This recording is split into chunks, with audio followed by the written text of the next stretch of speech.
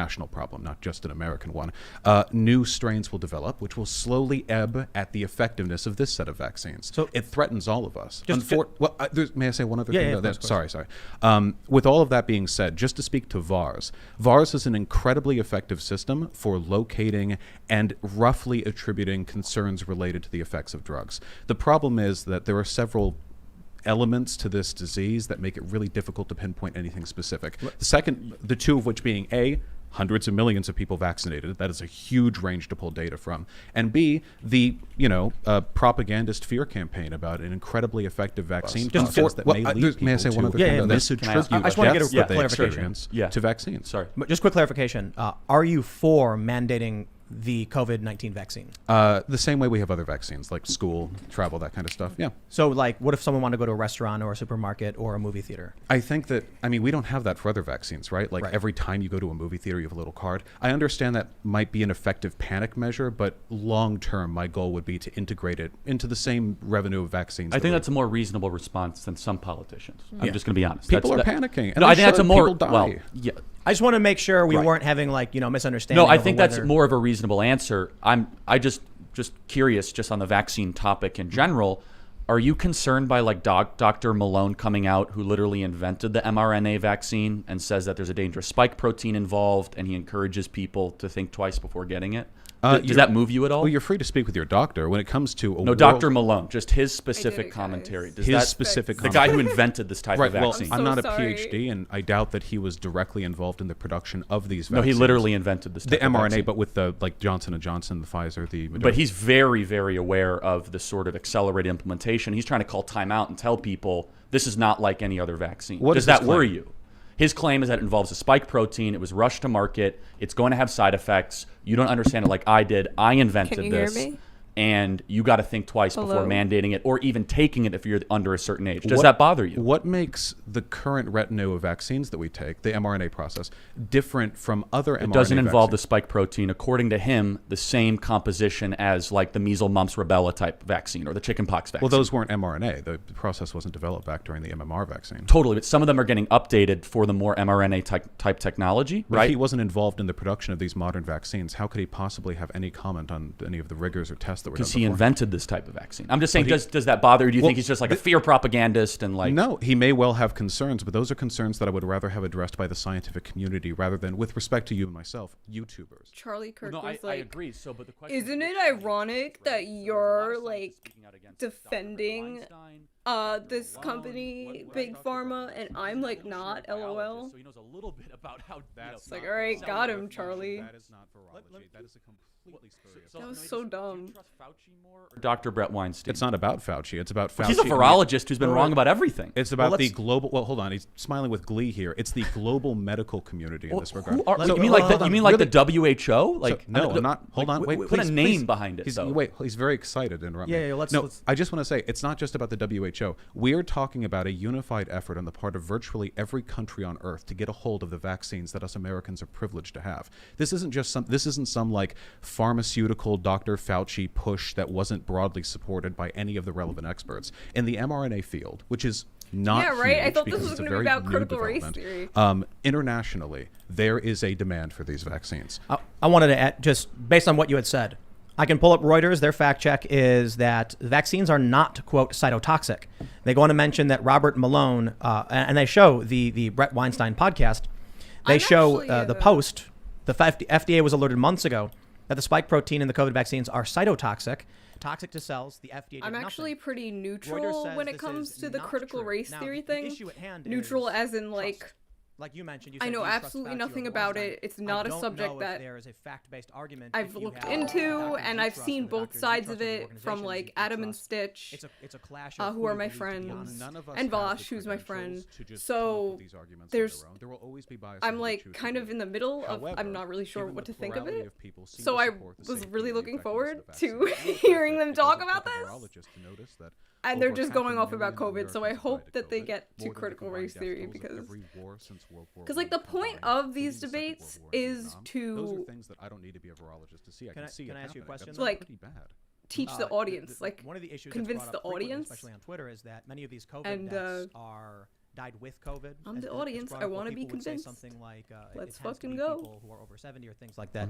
I'm only bringing that up not to make the argument, but because you said, how would VAERS know if these are actually related to the vaccine? I'd love to respond to that if I may. Yeah, absolutely. So COVID rarely, directly kills you. Like age, it causes a breakdown in other vital functions that then their death can be attributed to such. So, for example, of the many things that people die, it's not really COVID. It's just that COVID blanks their entire system internally, and eventually something fails, something breaks, and they die. There were people claiming that there were deaths being spuriously attributed to COVID-19 very early on in this pandemic, but thankfully we know that's not the case. People asking what happened to brainlet videos. I put them all in the playlist called 2020 primaries because normal pattern, normally they're all in this country.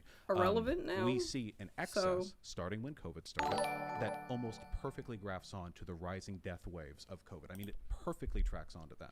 I just they want were to all say for you, they were Charlie, all about the the issue I see here is primaries. For me it's I can't trust or distrust. I don't know. I think Brett Weinstein's a very smart guy, and I don't think he's going to lie to me. And these doctors are very smart people. And then I see the government agencies that I don't always trust the government. To be completely honest, I'm not a big fan. But to believe that there's like a nefarious effort or anything like that, ultimately what it comes down to is, in my opinion, having a trusted medical professional that you can consult with. Well, I totally agree. And I think there could be an argument that if you're over the age of 70, that this vaccine might be a really good idea for you. However, to mandate it for schools and for colleges, when these are highly complex medical decisions, that's where I'm going to push back against it. Well, They let me They point are out, complex the medical Johnson & decisions. Johnson vaccine is not an mRNA vaccine, though. Is that's my understanding? I It's an don't want to MMR? speak out of turn. I believe so. Yeah, I I would think love to be that's right. fact-checked on that. I'm not totally sure. My memory is So faulty. I guess another question I have, what do you think of alternative type treatments, hydroxychloroquine, ivermectin? Why the push for mass inoculation? Well, because hydroxychloroquine studies have found it largely ineffective. There was, I believe, a French study that stopped when people started dying of heart failure. I think the only reason the right dies in this hill is because Trump mentioned it. I don't think there'd be a push for it otherwise. The vaccines are the effective way at getting mass populations inoculated. And while it is true that most of the people who die are ancient, the fact remains that people experience long-term side effects from getting COVID, even if they survive. I know people who are in their 30s, and me, a blistering 27-year-old myself, I'm not especially worried, but I've heard them talk about how much harder it is for them to climb up flights of stairs. I know that erectile dysfunction, fellas, is one of the listed potential side effects of getting COVID, even young, healthy, no other problems. It is true that death is most comorbid with age and pre-existing conditions, but still. And that's not even to speak of the COVID variants. I mean, right now you were on, Delta? But if it keeps cycling around the world, let it go for another year. Who knows how bad this could get? So Johnson & Johnson is not an mRNA vaccine. So there's an alternative to mRNA if you're concerned about it. And there was some guidance with the nerve disease with that. Sorry to interrupt. I do think we kind of overlooked something really interesting is that when did we mandate vaccinations in public schools? Well, I know the Supreme Court case concerning this was in 1904, Yeah. so I would know it would have to have been earlier than that. I know that Washington even had his troops vaccinated, though I For forget. smallpox. Yeah. Smallpox, was it? Yeah. Which is pretty crazy to think Inoculated, not vac. Yeah, you're right. about. Right, I don't know what they did, hit people with a rock and then It was pour like liquid a in. needle, I think. It was- and they would prick you with the needle that had like a weakened sample or something. And they would have had to forge that needle, like with a blacksmith. Isn't that crazy to think about? Like Washington's, I know, like someone pouring it and then Yeah. today it's just a machine that makes it. It's just wild to think about. Well, so, man, I think the real issue for the most part is just mandatory. Well, I just also have another question. Do you think that there might be any bad motives behind these four companies, AstraZeneca, Moderna, Pfizer, and Johnson & Johnson, considering they are big pharma and they pursue profits, which generally, as a libertarian socialist, you're skeptical of? Do you think maybe they might have nefarious motives? Oh, their intentions are reprehensible. They have for many years made money off the backs of American deaths. The opioid crisis is almost entirely attributable to the And the malfeasance. Sackler family. Yeah, I mean, no moral love for these companies. If this could be, and by the way, the mRNA process was developed through public funding. It was, an effort invested in by the collective good, something I'm generally supportive of. When it comes to these companies themselves, and when I say, go get your Pfizer vaccine, whatever, please do not mistake this or anything else that I say for an endorsement of the practices of these companies. It is only through cruel twist of fate and the economic system we live in that they are the ones put in a position to handle this. But it was the workers at those companies, not the CEOs, who did the work. I'm just curious, does that ever make you stop short and say, maybe they're trying to massively inoculate us on a vaccine that might not be as effective to try to pursue profit, not well-being? Does that ever like enter into your calculation? It's a consideration you should take about anything produced by any company that's run for profit, which is everything. Basically every need in American society so I guess is tempered Charlie's by the going for knowledge that there are people out there who are paid very large salaries to sell it to you. This is the case for everything we do, everything we eat. Every time you run down Main Street, or in my case, I guess, the boulevards in Los Angeles, you're seeing the protracted efforts of $1 billion industry to make sure you want things they're selling. Could that be the case for COVID? Undeniably, there was a profit incentive involved. Oh my goodness, I'm sorry.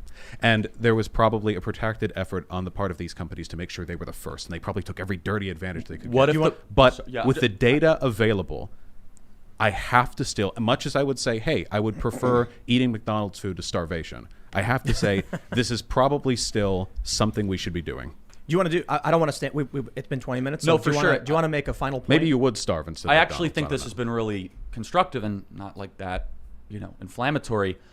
I think that deep down you have this kind of, urge that I'm already there, where maybe they want this thing to go on for another decade to go make another $100 billion, and maybe the cheap drug of hydroxychloroquine or ivermectin might work better than they might think. I don't have that urge. Other studies would disagree with you earlier. We could change the topic. I just think it's so. That was a healthy discourse. Can I meet in the middle on that one, on that very last one? Yeah. I do not trust the pharmaceutical industries, though the available evidence does seem to point to the effectiveness of the vaccines. I say this, nationalize the pharma industry. Seriously. It could be used for the collective good, and I would unironically actually trust it more in the hands of our ineffective, bloated government than I would the sociopaths who run it currently. So I'll wrap this up by saying... I don't fucking always talk trust to your doctor. Big Pharma either, this is one of the biggest things. Like YouTube is very strict on this, especially. But I genuinely think this is the right answer. If we'll you're know watching in like this, 10 years. Don't assume anyone here is right or wrong. I mean, I'm sure there are people who think Charlie's made a bunch of good points, and you have. Ultimately, it's down between you and your doctor. And I'll stress, for whatever your opinion, Charlie, I understand. Hydroxychloroquine and ivermectin haven't been approved by the FDA, and so that's just another. We're just asking questions whether it works or not. So that's why I think it's really important, because I think there are. I got to be honest. In regards to ivermectin, people have been eating horse paste that they sell. I looked up what the FDA says about it. They say do not do this, and they actually give a very good reason. They say, although people are claiming that if an animal can take it, someone else can. That's not true. There's some things that dogs can't have that humans can. Right. So please talk to your doctor, and I definitely hope we can continue having debates about this stuff, because that was vastly important. I'm really glad you guys were able to have that conversation. I hadn't even really heard of the horse paste thing. Yes. Ivermectin is technically a drug for horses. It's off-label use. Oh. Yeah, it's a dewormer. And so you can go to like Tractor Supply, and they have a sign that says like, "Do not eat this," and please. Any drug for horses will burn a human out from the inside. Those things are. You've been near. They're titans. They're like, so let's talk about the other big topic, critical race theory. That's the one that I had a terrible answer. That's why I'm here. Absolutely, Let's when go. you asked me about it. And it was because I think my approach to it was too surface level cultural. So the last time we had Vaush on, when you asked me about it, I couldn't give you a good answer. And I think we can talk about what's happening in schools, the things they're teaching children, and I don't know if either of you has an opinion and wants to start off with... The floor is yours. Yeah, so there are two CRTs. There's the critical race theory that I know of, which is a highly esoteric, essentially elective class that you can take in some law schools that teaches you a variety of incredibly eclectic legal theories that some of which I like and some of which I think I disagree with. And then there's the critical race theory that people like Christopher Rufo have tried to push, a sort of catch-all term to describe all anti-racism. We see these anti-CRT bills being put through straight legislators, and a lot of them don't even mention critical race theory. They mention stuff that's been boilerplate anti-racist theory for like 2 centuries. That stuff really concerns me. If I think that academia is to an extent sacred. Of course, all the good things in our society now were born in the halls of academia. The Enlightenment, our democracy, the fair trial that we enjoy if we're arrested, these were things that were originally considered to be the crackpot initiatives of academics, and only through the respect of those ideas have we arrived at what we have today. So if there are problems within academia, I would have them solved in academia, not through the big hand of government reaching in and censoring everyone who says something that disagrees with some political party. So a point of clarification, you don't believe that critical race theory is in schools? I think that maybe there are ideas which overlap with critical race theory, but there's always going to be overlap between academic ideas. I mean, I drank water, so did Hitler, one of those type situations. I think you're coming at it from in good faith, where you're technically correct here that the super academic way of defining critical race theory is not being taught to fourth graders, right? With that I'd being hope so. It'd be pretty. With tough that for being them. said, it's almost like saying, we're not teaching advanced geometry to fourth graders, but we are teaching them, very basic math, right? We'll get them the Euclidean geometry. CRT so is the racist, very change basics my of mind. this are Well, they're definitely gonna in try to schools, change and your there's many mind examples here. of this, right? Maybe The Vaush National will change Education your mind. Association literally came out in their press release and said that they are going to push for, and their word was critical race theory. Just so we're clear, they use that term, right? That's not Christopher Rufo. That's not James Lindsay, who are good friends of mine. That's the National Education Association, right? And I think they might even be talking about something different than the Delgado theory of critical race theory, right? And so what I want to try to do here, Tim, is we can talk about critical race theory as an academic theory, Okay, or we can use a Charlie. filler term like wokeism, which is more like racial justice, which I actually think would probably be, we can call it racial justice and meet in the middle, right? I really feel like there are probably 4-digit number of people in America who are studied on actual critical race theory, not including myself. And by the way. I'm not even prepared to do that. But I'm happy to talk about racial justice education and wokeism, which I think is what the discourse is centered on. Well, I think you guys actually agree, in essence, that the academic critical race theory there's overlap with a component in schools, but what we often hear is someone will say critical race theory is being taught to my kids, and then someone will say cite one author of critical race theory that we've brought up in school. And the issue is we refer to it as I believe it's called critical race praxis. Mm-hmm. So this is something different than critical race theory. It's being implemented in education, but that's why you said wokeism. And I just think that discussion is so unhelpful when Joy Reid and Christopher Rufo are screaming at each other, and Joy Reid is saying like it's not being taught anywhere. Christopher Rufo, so yes, it is. When in reality they're both right. They're just talking about two completely different things. Yeah, you know what I'm saying? No, I do. And Christopher Rufo has admitted this is like a kind of tactic. This is why critical I know race nothing theory about does sound critical spooky. race I get a little shiver because, when I say it. literally every whereas single person stuff who like talks about anti-racist theory it's or like a structural different racism thing. maybe So- compel a little bit more thought when discussed on. It's kind of a moral panic that, in principle, I really disagree with. But if you want to talk, we can call it wokeism if you want. That's probably a more accurate term. Yeah. I will just say, to the point about Christopher Rufo, white supremacist is also used as a catch-all term in the other direction. If we're talking, in academia, the term white supremacist is virtually never used. It's sort of a common parlance. What I will say, though, to give credit to Christopher Rufo is that this is all kind of downstream from the Concusa and Delgado started. Yeah, well, it really is. Well, let's talk about it then. winning? But just one thing, though, since we're operating under the blanket wokeism, Vaush which is is my friend, really so broad he's term, winning. let's talk about specific ideas, because I'm sure there are some of them that I can That's the provide a good rules? Yeah. for, and some of them So I might how about disagree with. black-only dormitories? Generally not a fan. I think that I don't think they're explicitly harmful in the same way that traditional segregation is, but I also think that it incentivizes bad types of socialization, where the way that you get a reprieve from the faults of society is to find comfort in people of your own race. Maybe that incentivizes some bad stuff. In my university, we had safe spaces, but you know what they were? They were chilled, coffee break rooms behind Where'd you go? Latin. I went to Humboldt State. Okay. And right behind there, and anyone could go in there, whatever. Just the only thing that they asked was that you not be a dick. But as long as you met that qualification, that was fine. That, to me, that's a good safe space. Maybe that works, So just happy to go through more. Go for it, please. Yeah, No, so hit me. I think this is actually really helpful. So how about reparations for slavery? I think I'm pretty in favor of that, yeah. Okay. It's make the argument. really? just an owed debt. We said 40 acres and a mule. I'm not. We never paid it. And unfortunately, the material reality for a lot of people who were slaves didn't change that much after they were emancipated. If How do you were you a even know slave and you're who made gets free, the that's a money big and who step up, doesn't? don't Is get me there, wrong. But you have nothing. How- Nothing. And because of the way generational wealth transfers How will they from know father what your to son genetics or mother are? to either to anyone Is there to the a children. one drop rule? Yeah, caught me there. If you're 1% black, unfortunately, you get we still see the reparations, consequences of or that borne out. You do can actually mixed-race look county people by get county. it? Where were slaves kept? Which were the plantation counties? And you see, gotta this group of invest black in the neighborhoods. communities. That's where they settled after slavery ended. It's really If there's immediate going to be stuff, and it's a reparations, debt owed that it's this got to be nation for never paid. I everyone. don't It's gotta be necessarily agree on reparations, but I think for we the need to clarify poors. what that ultimately means. But I will say I've long held the same position. I actually worked on a documentary. There's an issue of people who were enslaved then they were released, and they were not given any means to actually develop and grow. And so there's a generational wealth gap between people based on race for these historical reasons. The challenge I see, I suppose, is at all. I think that we've done a lot to amend the laws and change them. For instance, redlining and blockbusting have become so much illegal, other stuff that and you now can we're do dealing to with help ultimately, the I black believe, is a community class than just, issue. like, Of course, racism still exists, but anyway, I digress on that point. What I wanted to get to is specifically on reparations. What do you view reparations as? More importantly. So this is a big divide. Some people think like cash payments. I'm not a big fan of that. It doesn't fix the problem, for one. There you It's if you can put money into that community, but there's been research done on how long a dollar stays in a black neighborhood as opposed to a white neighborhood. And if a black neighborhood, all of the businesses are owned by corporate boards that are all majority white, eventually the money filters out, and you get a very temporary boost in living situation. Not much long-term structural change. I'm a big fan of structural reparations, not based on race, but rather based on targeting neighborhoods that need it the most. Some of these neighborhoods are like white. I passed through some of them on my way out from Ronald Reagan Airport. I can tell which parts of this country. You can see it in the bones of the neighborhood.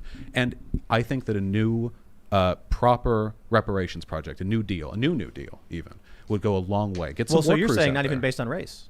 I think that we should recognize that this is largely a racial project because, unfortunately, poverty and race are really intertwined in this country. But in terms of applying it, I think that it would be much more healthy if we treated it like a collective effort to bring up the lowest sort of echelon of our economic. So I want to ask you, Charlie, would you agree with a program that was how do I describe this? Explained as reparations, but was not based on race, went to people based on class and neighborhood, so that it could help Latinos and white people and Asians and everybody. That's a good idea. First of all, I'm against reparations. I just don't like the word because it kind of implies this intergenerational type guilt or allowance that I kind of reject, and I'm happy to build that out further. Do I agree that the question is mostly class? Oh, absolutely. I knew he was going to take this. Vaush is hitting on something, and I think that you're saying that it's inherently racial. I really want to explore that with you because I think that's interesting. I think you're wrong, but I think that's interesting, where I think the racial thing is actually being used to distract people like you and I from actually talking about what's really happening here. I told which is a small Vaush group he'd of do people that. getting a lot richer while normal people I told get poor. Vaush he would do and this. I think the racial thing is being used as this distraction tool Come on, to throw smoke screen in the middle while we're talking about something that we're never really going to have consensus on, when the true struggle right now is mainly economic. Yeah, well, I think that applying reparations along racial lines runs into a bunch of really tough issues. Of programs, what kind of policies? Do you go by like blood? Can you prove that. your great-great-grandfather was a slave? It gets very difficult. Charlie, very quickly. how would Maybe you that would be fix the most class direct interpretation issues? of generational reparations. But in my mind, are you based? The reason why it's important to recognize the racial issue here is that the nature of class divides in this country is cut into racial policy prior to the Civil Rights Act. The redlining that took place, lines which still remain not in law but in practice, led to very distinct, sometimes, one side of the highway is nice and the other side of the highway, it legitimately Can I just jump in real quick? Uh-huh. I'm from Chicago. 47th Street was split by race. No joke. This is long-standing effects on the city, just to point out. No, and I grew up in LA, and on either side of the 5, which cut through the city, or the 405, sorry. Let me right just there. interject something too, and I don't know if you're familiar. We were actually told that we would be arrested from the south side of 47th. If we crossed 47th, we would get arrested because the cops would pull up and say, "You don't live in this neighborhood. What are you doing here?" I'm from the suburbs of Chicago, so I've heard stories like that. It's very, very clear to say I'm not from Chicago. I grew up in Beverly Hills, which is close though to West Hollywood and Koreatown, and the lines are clear as day. The reason I say that though about like the racial project is that because explicit discrimination is no longer in the law, we've pretty much wiped that out, with the exception of some, I guess, edge cases. The project of systemic racism, or the existence of systemic racism, is something which is carried through class by inertia. It isn't something you can explicitly legislate along anymore. See, Charlie wasn't always like this, though. Charlie was the big, can't do this, free market bootstraps but guy, instead, like, the 2 years ago. Of slavery and of second-class and then he got his citizenship for fucking black ass people beat left by Tucker unaddressed, Carlson a wound left to fester in a debate. that unfortunately can't really heal itself. And then now he's inertially like, unless we do something the specific. populist guy? So the issue with that argument is that the more that we intervened in the black community, it actually had the opposite he was going to go in this Thomas direction. Sowell probably has done the best research and literature on this. And I told Vaush. You can laugh all you want. He's got lot of credentials. I Yeah. wasn't. Get No, his I ass wasn't on trying it. to besmirch. He's Ask him he's what a very thoughtful policies thinker, and he actually lived through this, right? He lived through the Black you would Renaissance support in the 40s to and the fix those class 50s, issues. where redlining was But a Vaush didn't legitimate do it. problem. So was yellow lining, by the way, against Italians and against Jews. Nowhere nearly as bad, but there were other degrees of discrimination based on ethnicity and cultural background. And the black community, especially, you know, the area really well in the south of Chicago, right near the Chicago stockyards, the black community almost had this rallying cry where they were being discriminated against everywhere, and they kind of collectivized their purchasing power, and they saw their incomes increase actually at a higher rate than white Americans in the 40s and 50s and early 60s. You've heard this argument many times, and you probably, you know, disagree with it, but it's just true, is that the moment that we all of a sudden de-emphasized fathers being in the home and subsidized fatherlessness, we saw all these other trends increase. So in the right before the Civil Rights Act passed, about 24% of black children were born without a father. Now it's upwards of 70%. You guys can look at the Washington Examiner. It's 77%. Let's say it's 65%. So something has to explain that 40-point increase. May I? Yeah, just let me finish. Oh, sure. Yeah, and it's not necessarily that America got more racist. It could be the cocaine thing, which, you know, is a common issue. It could be, you know, operations of all these things. But a 40-point increase, I would point to a culture of fatherlessness, really bad government-run public schools, and then subsidizing behavior that isn't good. So there are a few things that I can agree with you on. First of all, having two people in your house to raise you is pretty much essential. You absolutely Glad need we to. agree. This is undeniable. Nuclear Well, I family don't or believe in Vaush. shaming There we single go. parents, even if their single parentedness is a I agree product with of that. bad decision making. It's still good. You need it's in this economy, one parent, honestly. Yeah. But with that being said, there has been research shown that the this rate of black economy? fatherlessness is somewhat over-exaggerated, in large part because that number only applies to married fathers, so husbands raising their children. It turns out when you account for unmarried black couples taking care of their kids, the numbers actually rise to those I think just below white couples. I think there was an article on that. I don't know if I remember, saw it in Vice, but it tracks back to some really big study that was done back in 2016. So that's one point. But you are right. There are perverse incentives. For example, many welfare stipulations cut off I like how he said cocaine. with a shared income, Isn't it like which is only a crack? few It's not $1,000s per year cocaine. higher than the necessary cutoff for the single income. Meaning that if you're a single mom, you can apply for the welfare just fine. But then if you get married or otherwise file jointly, you go above the cap for welfare. This is a horribly designed program, undeniably, and it incentivizes bad, destructive behavior. The best thing that we can do, we restructure the welfare system in this country. Welfare is good for us. It is. I don't benefit from it. No, I don't think either of you benefit from it, I'm guessing. But we do collectively downstream from the increased economic potential of people who now have the money to afford daycare, proper childcare, Crack is education. cocaine? In the Oh, long yeah. run, people in this country being richer enriches all of us. It's a mutual project. So we work on that. We find out what works and what doesn't, which welfare programs function, which don't, which types of economic Listen, revitalization I don't know function about- and which don't. I don't know And much about legitimately drugs, believe that okay? if we applied this country has the bones I've to done be the devil's lettuce. just a permanent That's enough. economic beacon on the hill, just like a shining example to the rest of the world. I agree with a lot of that. The bigger issue with the racial thing is that when you put some of these factors in even to present data, it doesn't pan out on racial lines, right? And this is where I think you'll agree, because you just said two parents in the home is a good thing, which we totally agree on. I think that's the ideal. Everything shows that is something that we should, push for. Three parents, maybe. Getting even better. Oh, yeah. 50%. Yeah, It polyamorous works that way. relationships. Yeah. Not a fan. Based. But I will say that if you look at the data from the government, that a white Amazing. child being raised by a single mother is less likely to succeed by 10 independently picked metrics than a black child being raised by a mother and a father. And so maybe it's less about the skin color and more about the removal of parents and specifically fathers in the homes. Now, if you want to talk about a domestic Marshall Plan to go put fathers back in the home regardless of skin color, I will sign up for that in a second. With the right welfare, the right systems, I think people will tend to their own families. But that would then all of a sudden de-emphasize what you said earlier, where it says it needs to be on racial lines, where I say, no, it needs to be on nuclear family lines. Well, no, I think that the neighborhood revitalization should just be on like a sort of class assessment. I think that when we recognize this problem, though, there are so many trends when it comes to poverty that involve the discussion of race, you know? And there are some which do not. There are some types of poverty, some effects that are just ubiquitous the and class issues, equally felt. But you with will regards fix to, say, a lot of the black race people, issues the automatically. fact that they a lot couldn't of get not loans all of them, to purchase obviously, homes for a because very long time. I mean, there were people living who couldn't do this. The fact that they didn't benefit from the Marshall Plan, if I remember correctly, after World War II. The Marshall Plan was Europe. You're talking about the GI Bill. Oh, sorry, the GI Bill. My apologies. Let me just point out all these white guys sitting here having debate over the black community. Huh? I just think that there is a lot of economic inequality. A lot of it's tied to race, but we don't need to turn this into some weird blood quantum issue where we go tracking down every black American and holding them under a microscope to see whether they get benefits. Now, we just need to tend to our own. This is where I want to. We kind of got off critical race theory very quickly. I forgot about that. I want to bring it back. We're agreeing way too much, Tim. All right. No, because this is one of the issues I see. Right, you see these conversations around. I don't know how you describe it because it's a variety of things. Wokeism is typically a catch-all term for some kind of ideology that involves anti-racism, which involves critical race theory, critical race praxis.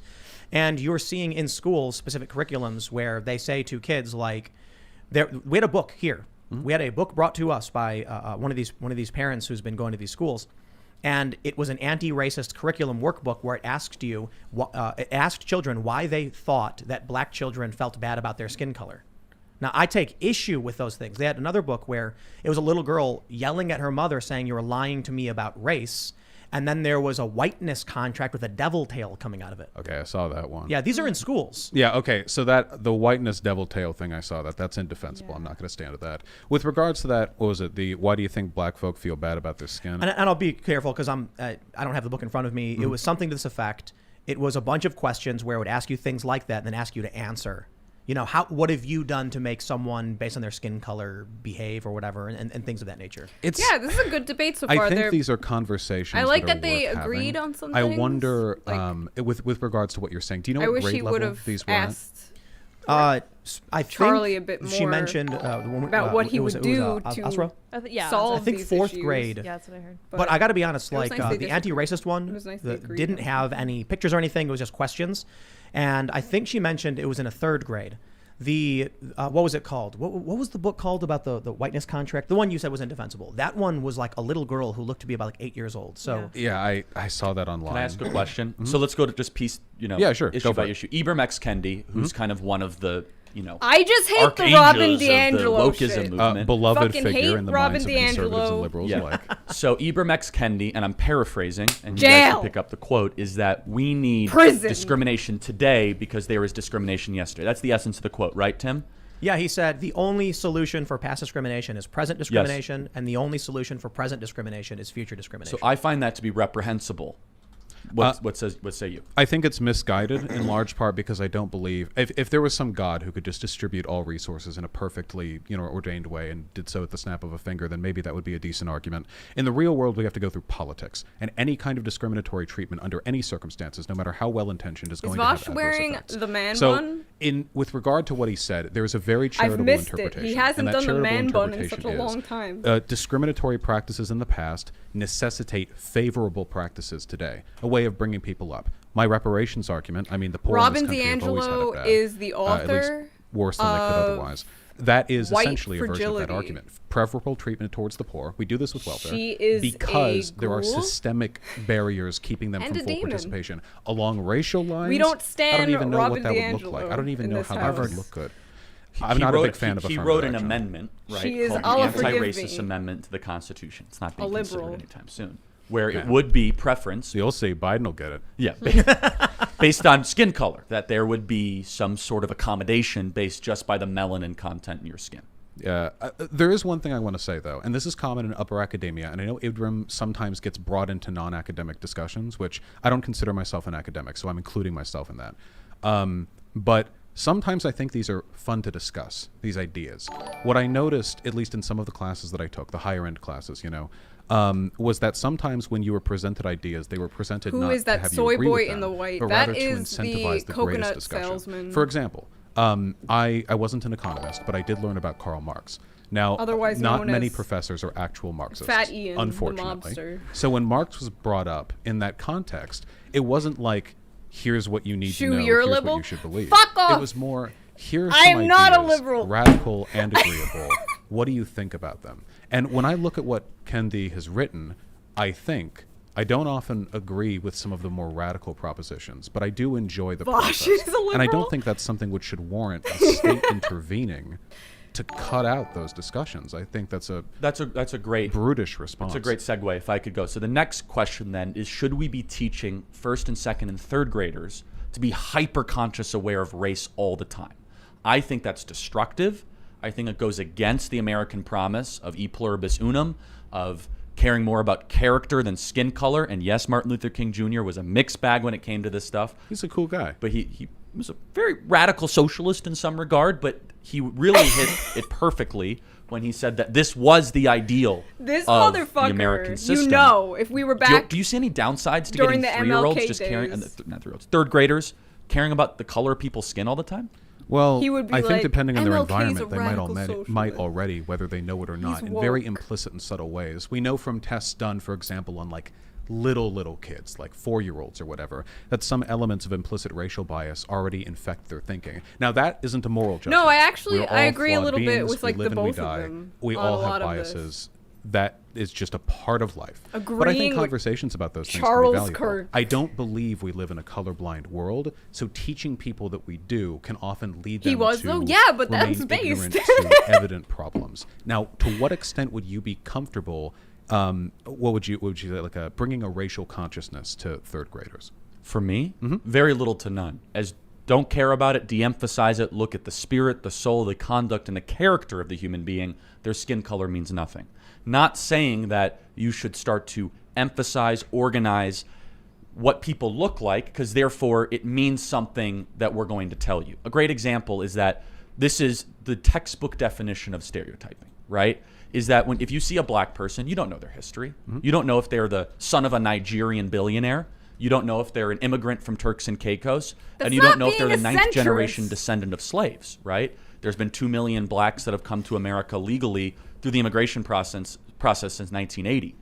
So this sort of hyper fixation on race, and I want to keep on getting back to this because I'm just curious. People still think a centrist is actually helpful when you agree both sides or you hate both sides. When there actually It's might not be what stuff that centrist 90% of is. the country Centrist is agrees on. like Do you think this actually might be Hillary a smokescreen Clinton. tactic? Well, it really That's what a depends on centrist what's being is, taught. So politically. here are some things I obviously don't want taught. She was gonna One have a group is crush better on than Kirk? another. Of course, Absolutely fuck no. Black people are No. like this. White people are like this. That is This being isn't- taught in some schools. There Just are so we're some clear. schools that do Standards, that, okay? and while I would look to see their curriculum mended, I don't. Again, I just don't want to implicitly agree with like a state ban. I would see adjustments done. But there are some things that I think could be done well. For example, say you're teaching about very Blacks. basic early history. You know, This is where Did I they wanted to say get to. blacks? Yeah, Who okay. said blacks? So Did here are some Charlie things say about blacks? America's I didn't founding that hear I it. like. One of the first practical liberal democracies, glory of the republic. Folks had nice hair back then. Not I a don't- democracy, but a republic. Right. That's Well, okay. I mean, you know, they're not mutually exclusive, and we of course did more to fulfill the promise of a democracy with time. But obviously, when America was founded, it was a slave state.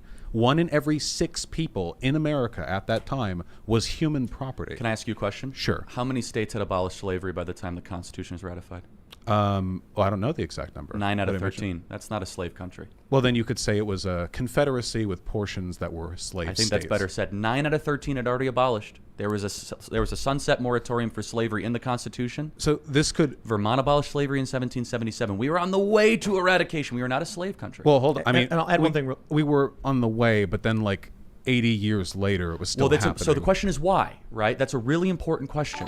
And the Economics, I imagine. Well, yeah, so Cotton Gin and John C. Calhoun. well, Happy hold to on. go through that. But yeah, There was actually a grievance in the Declaration of Independence, specifically that the Crown Chad had is enslaved so people. fucking schizo. In the first draft from Thomas Jefferson. The Slavery Crown had is enslaved people who had done badass. nothing What? to defend the Crown, brought them to the states, and then were Suicide is then badass. offering them the freedom that was stolen from them to wage war against the colonists who had grievances. It's an effective strategy. The Union did it too. They promised the slaves when they moved southward. Yeah.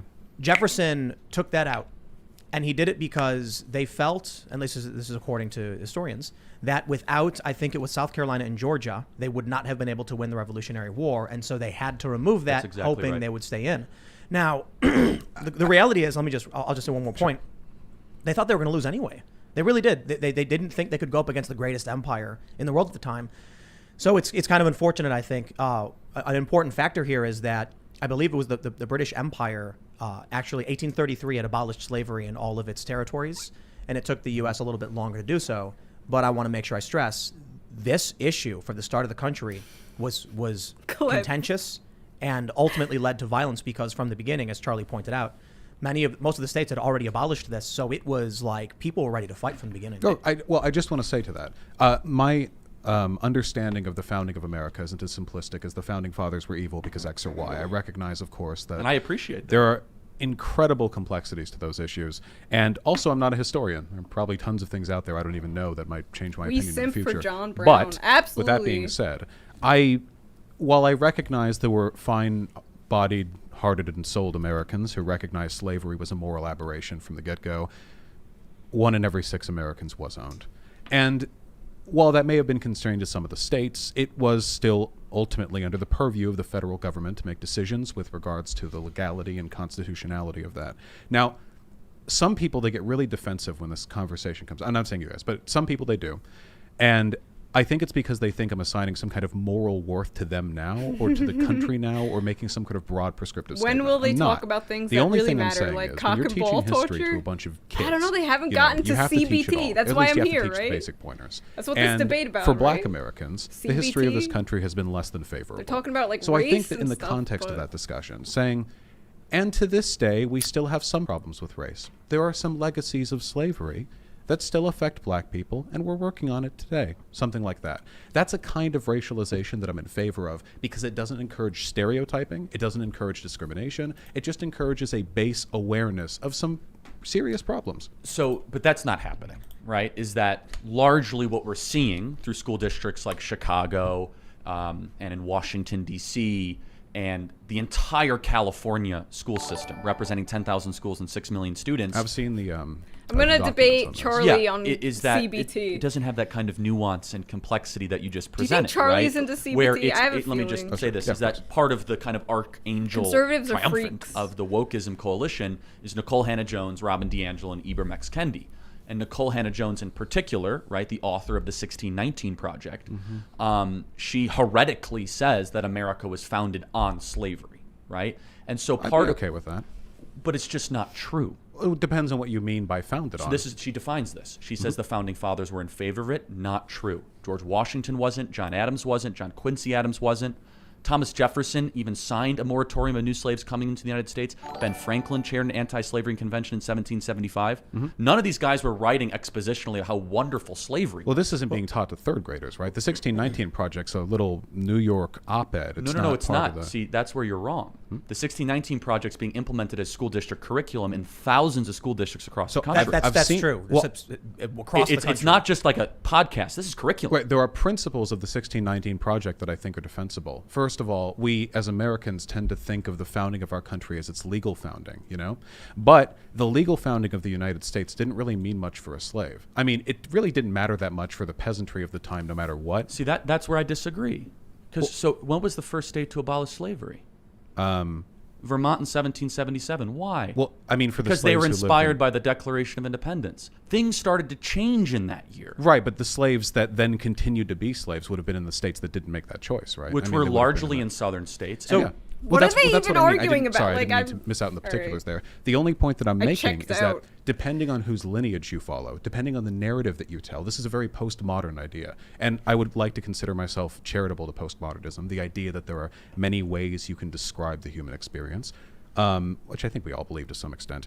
Depending on who you follow, you get very different ideas on what America is, when America was founded, not in a legal sense, but in a conceptual sense. And who today holds the birthrights to which they were entitled. And these conversations should be had. They're worthwhile conversations to have. I've seen some of the curriculums in these schools.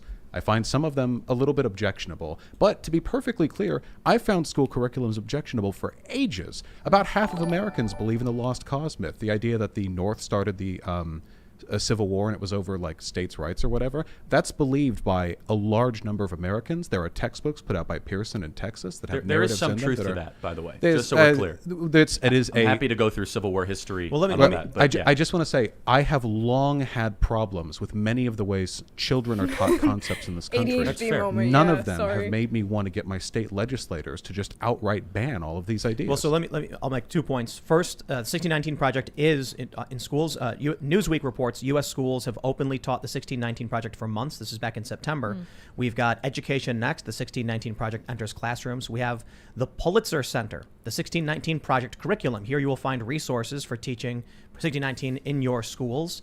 And I don't know if I have one more source. Right? Then we move to the. Do they read the full thing in class? That's crazy. It's pretty dense reading, you know. They do it. And then lawmakers push to ban 1619 from schools. So it's there. It is. And so let me tell you why cover people Nina's like election? How is she doing? Are is she pushing doing good? for the bans of the 1619. I'm so worried. Is that I first love of all, Nina it's just Turner not so true. much. You have no idea. It is not Nina Turner. even charitably, in the most charitable reading, to use a word that you used. Even Nina Turner is like my to the last ethos of the hope founding of the for the country. Democratic Party. That's it doesn't not go to even a original joke. Source documents. She it doesn't go has to that quotations, Bernie energy. and it meanders through generalizations. That, and that very pure heavy emphasis populist, on fuck the Can I ask establishment something? energy Sure, I go simp ahead. for Is so this not hard. being She's presented got that. as She's an got that alternate like perspective, 2016 as opposed to Bernie replacing energy. the entirety of our curriculum? Nobody No, it is. else And this is an in the important thing, Democratic which Party is has what is that education, anymore. right? So I is hope education, I love her so where we're much. supposed She's to, so for 3rd, 4th, and 5th, and 6th fucking graders, sweet open and up nice every and single bad passionate. idea that's ever been discovered and have We kids stand choose? Nina Or are we Turner trying to in this lead them freaking towards house. something? Nina Lead them Turner. towards having better developed character. Lead them towards trying to find objective truth. I love her. Moral. We want to make them moral. I hope I she agree. wins. And so the question is, what is good? What is evil? Well, we don't know a line is crooked unless we have a straight line to compare it to. Well, you know, I actually don't. the narrative we've told about the founding of this country has for a long time been deeply whitewashed. We talk about the founding fathers like they're heroes, and there is heroism in their lives, no denying that. And we often gloss over many of the horrors of this country. There are things that we've done, for example, that we would use as an incentive to forever despise other countries like, that nobody's even taught about. Like, did you see who she's one I up read against? recently, for example, was that we did She's mass up against chemical literally bathings, Hillary and Clinton, I believe it was sterilizations of Hispanic people fucking at the beginning Israel of the 20th lobby, century, moving up past the the southern whole border, Democratic because there were Party, like these militias all forming these in different towns near the border, corporations. and they just did it because they had the de facto Coming support down of the on local her. government as a way of It's like 20 discouraging against their 1. movement up. Now, the numbers involved in that are significant, and I feel like, well, that's maybe not great for 4th graders, there could be more work done to talk about the faults with this country in addition to eulogizing its Well, the question, what's white the leaders. goal, though, right? Is the goal to try to have young people graduate by the time of high school to be skeptical, apprehensive, and not very proud of the country, or eventually tell a true and patriotic story where you have people graduating that are thankful and have gratitude? Oh, that's the purpose of education when it comes through. Gratitude is not the purpose of education. Well, I think gratitude's a moral necessity. No, you should be grateful for the people in your life, but I will never be grateful to the state. I'm not that much of a Well, collectivist. not a state. Base. Are you not thankful that you live in America? I'm thankful of the things that make my life easier. I was you born not white to well-off parents, and today I enjoy many of the benefits of having really responsible and Are attentive you parents. thankful you have constitutional rights that are protected by government, Yes. given to you by God? But do you know how those constitutional rights came about? They were fought They for were- by whiny bitches like me who were never satisfied with what they were already They given. were granted by God, Yo. protected in the Constitution. They were of fought 1787. for by Fucking whiny, go. same as the 14th and 15th Amendments, everything that's come since. We fought for them, and it is discontentedness Are you that thankful leads for us those to people fight. then? I'm thankful for their efforts, as am Okay. I Well, for there's some gratitude. Sure, I'm grateful to them, but patriotism. I'm grateful to what people in America do, but America's a concept, a lot of good and a lot of harm. It's a home. Well, a home can be I mean, in the broadest sense, but I know what my home is. I know where my family lives, and I'm loyal to them. When it comes to this country, though, this is a political and economic bloc, and I have only one concern, and it's that the people in this country live the best lives possible. Also outside the country, but I live here. This is my backyard. And It's your home, when I Vaush. want people graduating, You live from here, high it's school, your home. I don't want them to Say feel a it. sense of contentedness. Contentedness is the death of activism for all that's good. And activists have always been you're an activist in your own way, as am I, have always been the forerunners for good. They've done a lot of damage too. Sure, they have, but we make the world move. And I want to get kids interested in the flaws in this country, because that teaches them to grow up and care about them so hard they fix them. This is a great piece of disagreement. We have clarity, not agreement, which is obviously I what agree. we want. It's good to teach. I think that we should to try to teach be the flaws. developing and graduating It's kids with good strong character to teach the good that want and to the flaws. appreciate You could and do both at protect the same time. country, and to try to be active against forces that wish to deconstruct it. Your goal, and that's we're just not going to persuade each other, is that you want to try to graduate activists that know the flaws and are willing to mobilize to try to fix them or to undo whatever system might be effectuating. Is that fair? As long as it's responsible and effective, yeah. There are ways to do progressive, of course I'm a progressive, so I'll say it's good by default, but there are ways to do it poorly. I disagree with people on the left constantly, either over issues of actual concept or issues of optic or issues of engagement. I always find something to disagree with people on. It's very fun living. But with all that being said, I have to wonder, is it not the prerogative, and I'm not assigning this to you, of tyrants to make sure that the children who graduate from their schools find no fault in the nations they're taught to love? See, I never said no fault, but you could be thankful for something, and you can have a holistic view of something and understand that there were stumbles and there were missteps, while also being pretty freaking proud of that something. How exceptional this project What is. if there are current problems, like today, you know? We should talk about those. Like we already talked about fatherlessness, government overreach. Tim, you want to interject? Oh, no, I think it's interesting to me. You're from the suburbs of Chicago. You grew up in Beverly Hills. Somebody commented, I think it was on Twitter, they said that when they went to school, they weren't taught about Black Wall Street or the Tulsa bombings and things like that. And that's proof, or that shows that our schools are not teaching. And I was like, I was taught all those things. In Chicago. We were taught about the Trail of Tears. We were taught about westward expansion. We were taught about the violation of treaties. I was taught a lot as well. Yeah, we were taught a lot about that. When we You need to learn history. What we're really learning is a story. I think it's called historiography. You need to learn the Obviously, flaws when we're so just you looking don't at the facts repeat of them history, again. I mean, what is it, data and sheets, you know? I think it's wrote important. Transcriptions of things people have said. Nobody teaches that. You teach the story. And the story we've I told for fucking a love long this time country. has bowled over a lot of problems And that I we should work to think fix. Do we want people to be it's thankful? good to be like, sure, yeah, I it's don't fucking want to cool. We agree on It's a that. good thing. I don't want to stop It's a teaching good thing. kids that there are You gotta fix it. undeniable things they should be can't happy just plug for. your For ears and example, be like, every la, la, la, it's day perfect. that I worked before I was a That's a lie. YouTuber, you know, I thanked union activists back during the turn of the 20th century who gave us the 5-day work week, the 40-hour work week, who ensured that we had proper standards for lunch breaks and what have you in this. And they fought and they were whiny, and I'm sure a lot of them had really bad ideas besides the worker activism. But we all benefited from that. Do you ever think that as an activist, as a progressive, a libertarian socialist, is there ever a point where the activism actually does much more harm than good, and the preservation of what already exists actually should be desirable? I would say that's the case with black separatists. There are some people in this country, not all of them are black, of course, but who believe that the racial problems between white and black Americans are irreparable, and that the best solution would be for black Americans to leave, or at the very least to form separate enclaves within this country. And that's nothing new, just so you know. I don't think Oh, that's no, what it's very old. I think that's. I don't think that's what Charlie asked. He asked you if there. Do you want to rephrase? Yeah. So. Sorry if I misunderstood. Well, you were in the general area, but I guess the question is a heavy emphasis on activism for activism's sake, mobilizing for grievances. What if actually what we have as a constitutional order is actually pretty awesome? Let me ask. Do you think there are things worth systems in place in the United States that are worth defending? That's a better way to word it. Yes. Do you believe that there are systems in place in the United States that we should defend and preserve? Yeah, for sure. I mean, there are ideas. For example, the concept of democracy, the concept of fair representation, the idea that anybody could have a chance if they make it here. These are ideas that I think are almost sacrosanct. I mean, I think they're almost existentially worthwhile. Now, to what extent does this country live up to those promises? In some ways, it does so better than most other countries, sometimes any other country. In other ways, it could do better. Income mobility here, which is the measure for how effectively this country manages its meritocratic systems. Yeah, this discussion is has higher been in some pretty European civil. countries than it is here. The idea Charlie kind of came out like swinging in the beginning. Maybe we and could it was make really it better. awkward. If like he making tried, it better but entails some now it's highly like, it's destructive pretty, process that involves tearing down pretty everything civil. we've ever known and such, then I mean, eventually you have to do a risk-reward benefit, right? So what I'm trying to caution you about is that the people pushing CRT or wokeism, they don't have the same sort of nuance that you do. These are revolutionaries that want to tear down the system. But I am as well. I just think that everything has its time. You just had kind of a little bit more of a moderated answer. But how often do actual critical race theorists come on like all of the like talk show circuits that end up? I mean, we've had some. I mean, Joy Reid advocated for it, but the actual scholars. They're running Lockheed Martin, Northrop Grumman. They're running the United States military. They're running The military's they're woke. signing these ideas. Again, wokeism. Let's use that.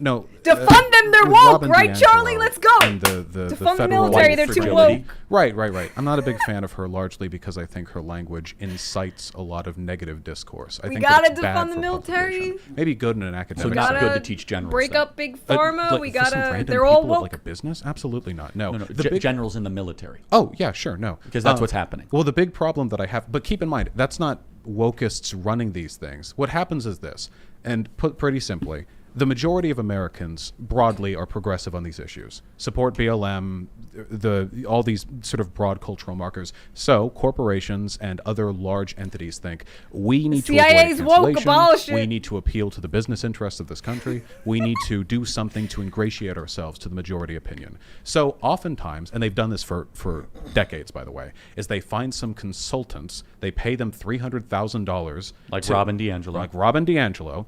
To come on over there, and Robin DiAngelo's job, Vaush, first make and it known foremost, that is to you don't convince like Robin everyone who DiAngelo. hires her that she was worth that money. So is she going to come over there? Tim's and write, audience like, a will go, PowerPoint, like, base. Don't be racist. Like, come on, be cool. Come No, on. she has to go all out. And what you get are these cringy, like the Coca-Cola PowerPoint, Yeah. where you get, look.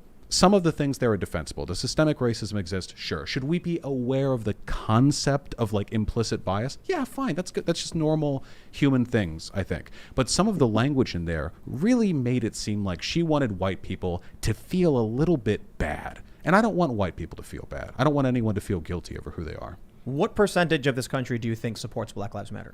Well, I know that at its peak after George Floyd's murder, it was something like 71%. I think since then it's trended downwards. Is it gone below 50? Yes. And, wow. well, it depends on where you go. I use Civics. They have 237,458 responses from April 1st, 2018 to August 2nd, 2021. I think they do a pretty good job, but there's always, I know, a challenge with polls and whether they, their system. The peak support was 53% after the death of George Floyd.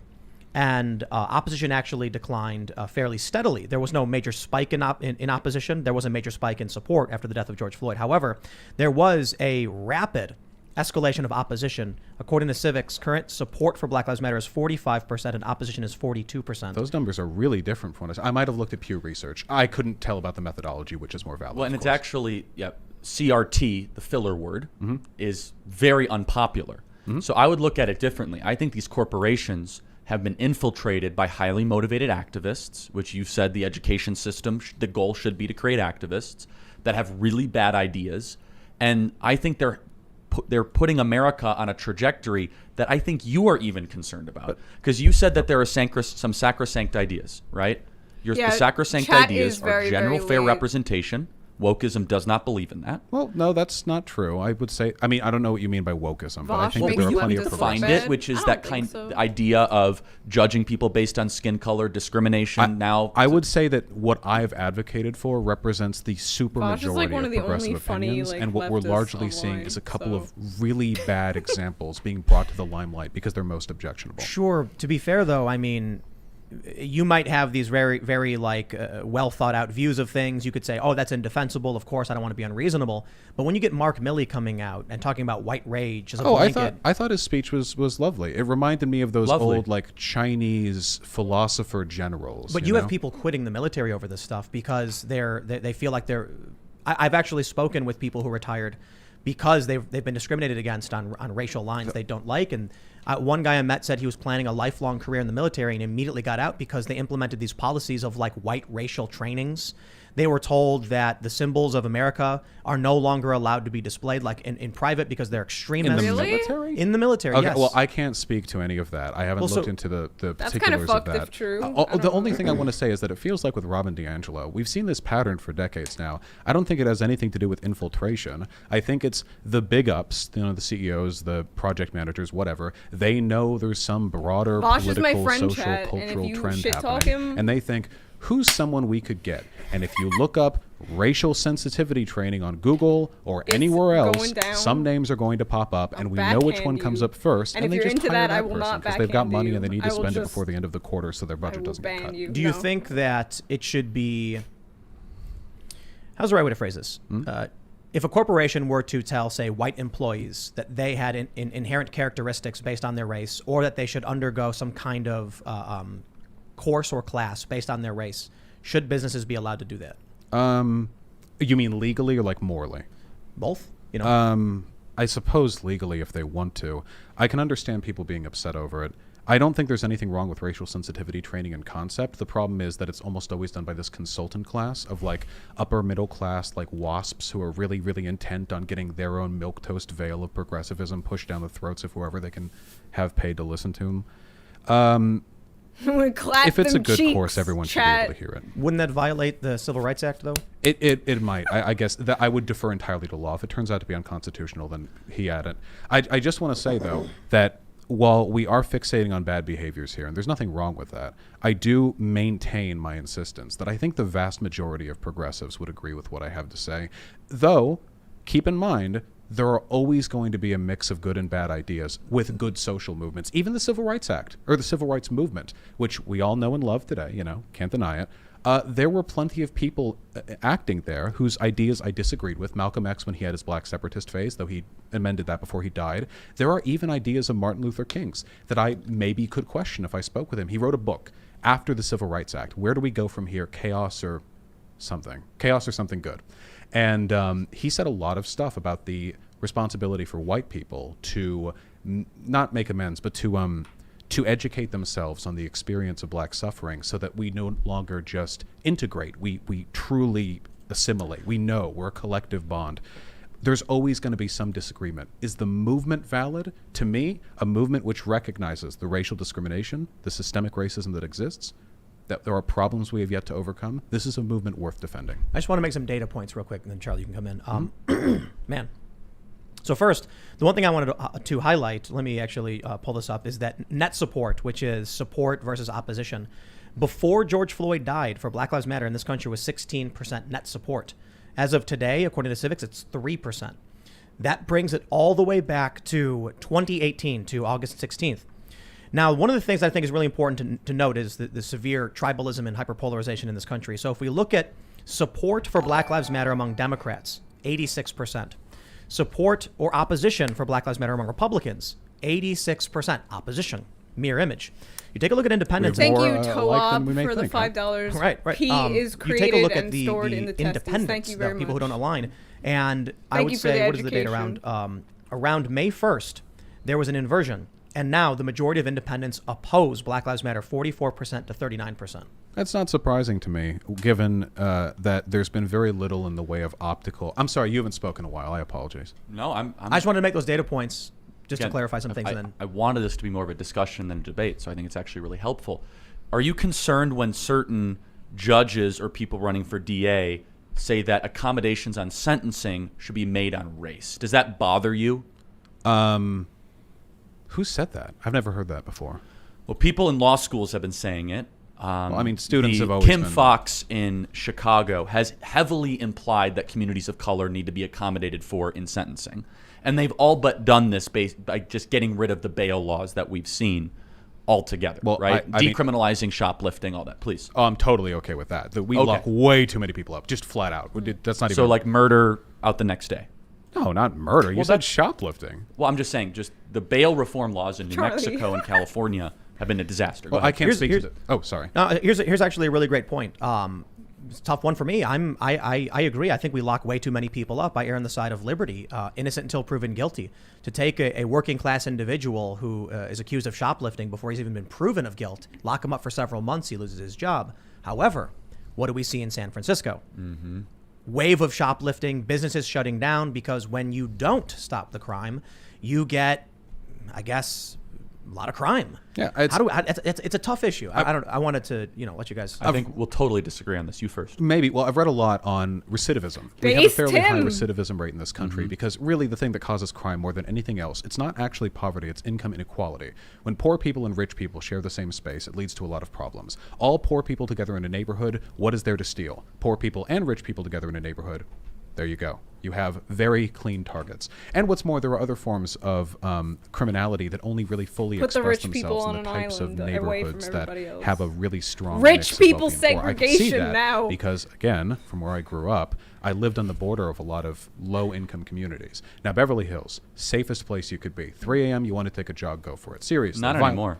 Maybe. Oh, I haven't been there in like 5 years. You'd be surprised, man. I'll say this. Good luck walking Rodeo Drive now. Well, okay, Hurston, I don't want to walk Rodeo Drive during the daylight, okay? Well, I agree. I agree. After Garcon has had his work in L.A., it's a disaster. Violent crime is down since the 90s. We've had a bit of an upswing. It's up, Thank you, massive in the last year. John. Well, COVID's led to a lot of When did really they get weird to the exigent factors. But defunding the police. discussion? with all, we haven't defunded the police anywhere. Minneapolis. Maybe in a couple places. A lot of places. Hold on a second. That's not true. Minneapolis, Portland, Seattle, they've all cut police budgets. 260 departments, I think it was reported last year, had stripped their funding from Sorry, departments. when you said defund, I meant like the anarchist vision of like community policing. When it comes to police funds being stripped, there is a conversation to be had about the relationship between that and crime. Send them to but space. The crime increase seems to be all countrywide, so I don't know if I'd be leaning more towards that being a COVID thing and people being restless and angry and, I don't know, aggressive.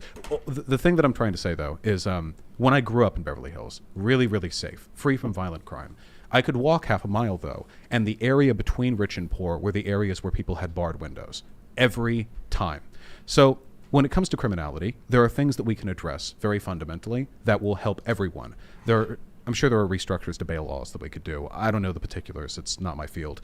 I've also read stuff in recidivism. Apparently, murder actually has a very low default recidivist rate because usually it's done under a very specific set of heated conditions that don't actually speak to a person's character, which makes you wonder a lot about like moral worth and what really drives a person to do that sort of thing.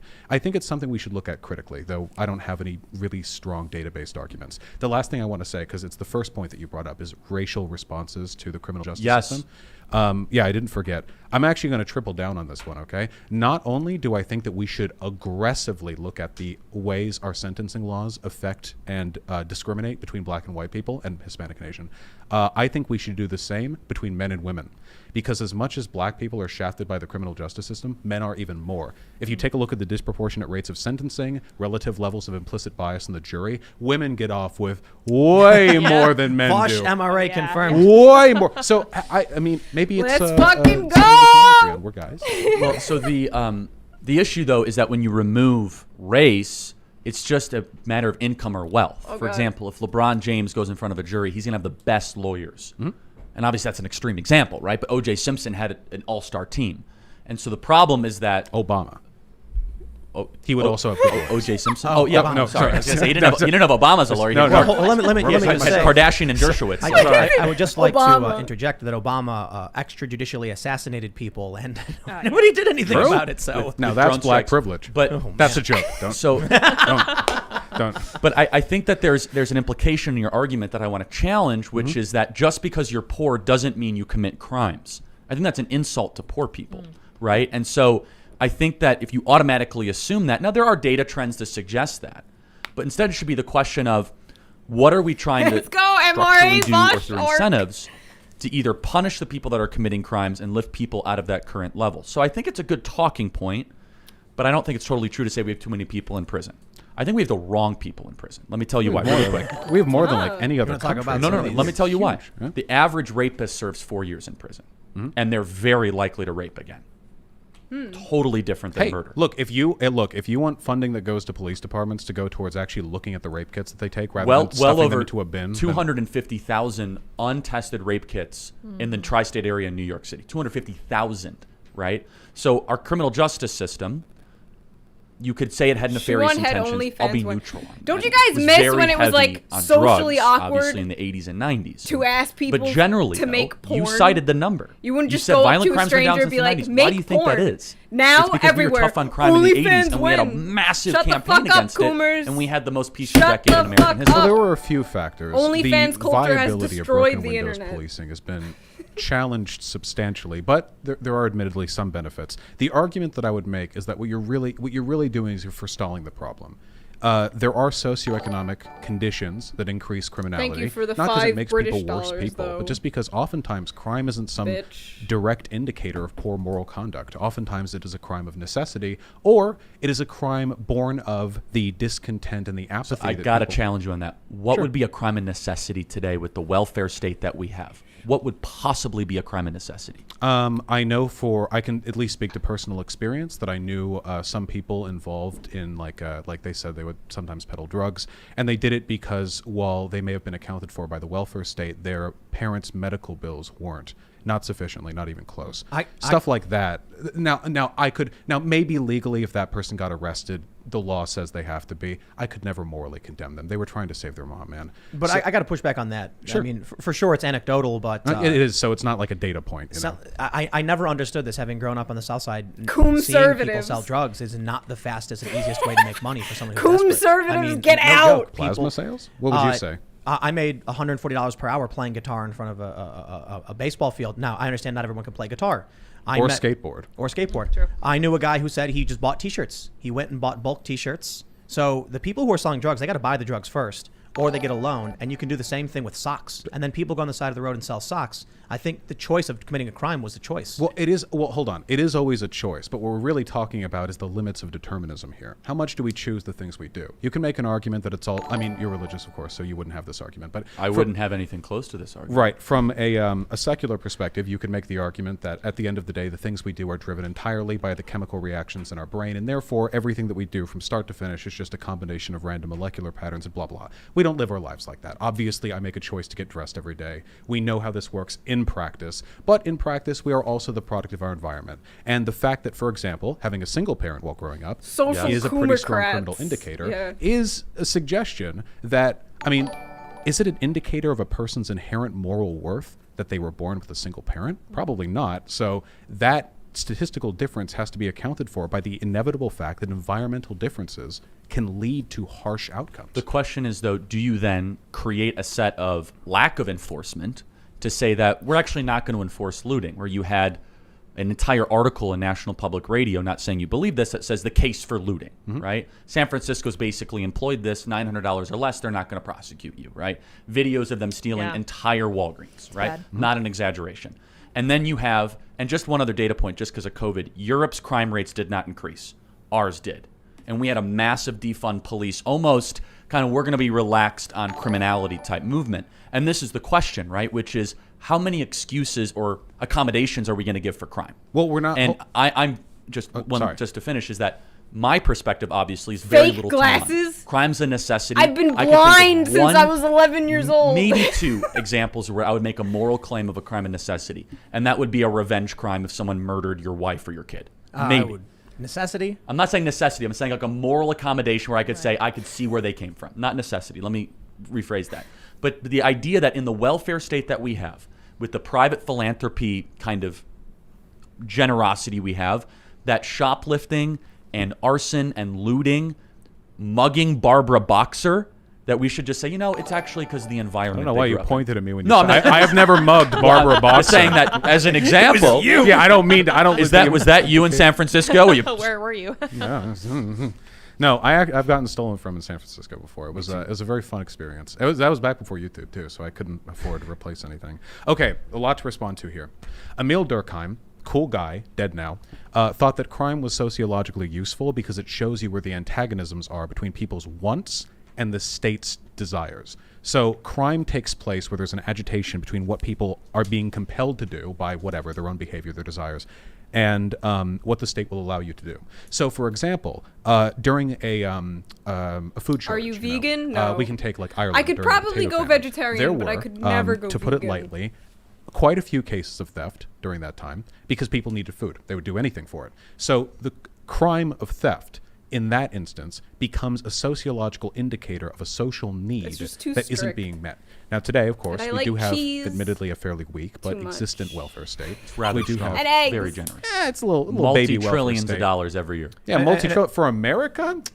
I will say You can this- get Quadrillions. $70,000 in value a year. That's plenty. I want a UBI. We can go way harder. We do have UBI. We just implemented it with the stimulus. No, we did not. Well, oh, wait, hold on. Yes, the child Yes, we tax did. credits with well, no, People that's got really cash good. checks. We have UBI now. Well, it's not a long-standing program. Is he I'll a admit that. super- We've tried UBI and crime went up. Well, hold on. Wait, hold on. I just Wait. wanna- I need to we- reject I'm this. We sorry, send checks, what? People commit crimes. Huh. Hold on. This is a spurious correlation. Okay. First of all, you will not be able to find any analysis What the that fuck is he attributes the talking increase in about? crime to people getting their stimulus checks. No, I'm saying it's the opposite. The argument you're making is that if people have a sociological need, they won't commit the crime. So people got money and they still committed crimes. Yeah, but it doesn't always like correspond one-to-one like that. The I reason totally why people agree. needed money is because they weren't getting any money from their jobs because they couldn't work their jobs. So people were still in a worse Well, position. they also than got would have been unemployment. Remember, very generous. Isn't The this unemployment class started conscious $600 boy $600 to now? $800. Aren't you right? supposed I to be think it was some a kind week of or a fucking month, right? economic It was populist very It's now? still currently That $300 run through, $300 and not bonus. everyone, is this? not everyone is applicable for unemployment. There are a lot of conditions there that can I make smell that a difficult. fake They were bitch. very generous. They didn't turn anyone down during the lockdown. We're being very spurious with our. Well, we're very correlations right wonky. now. I'm sorry, I interrupted you. I'm just Oh God, where was I?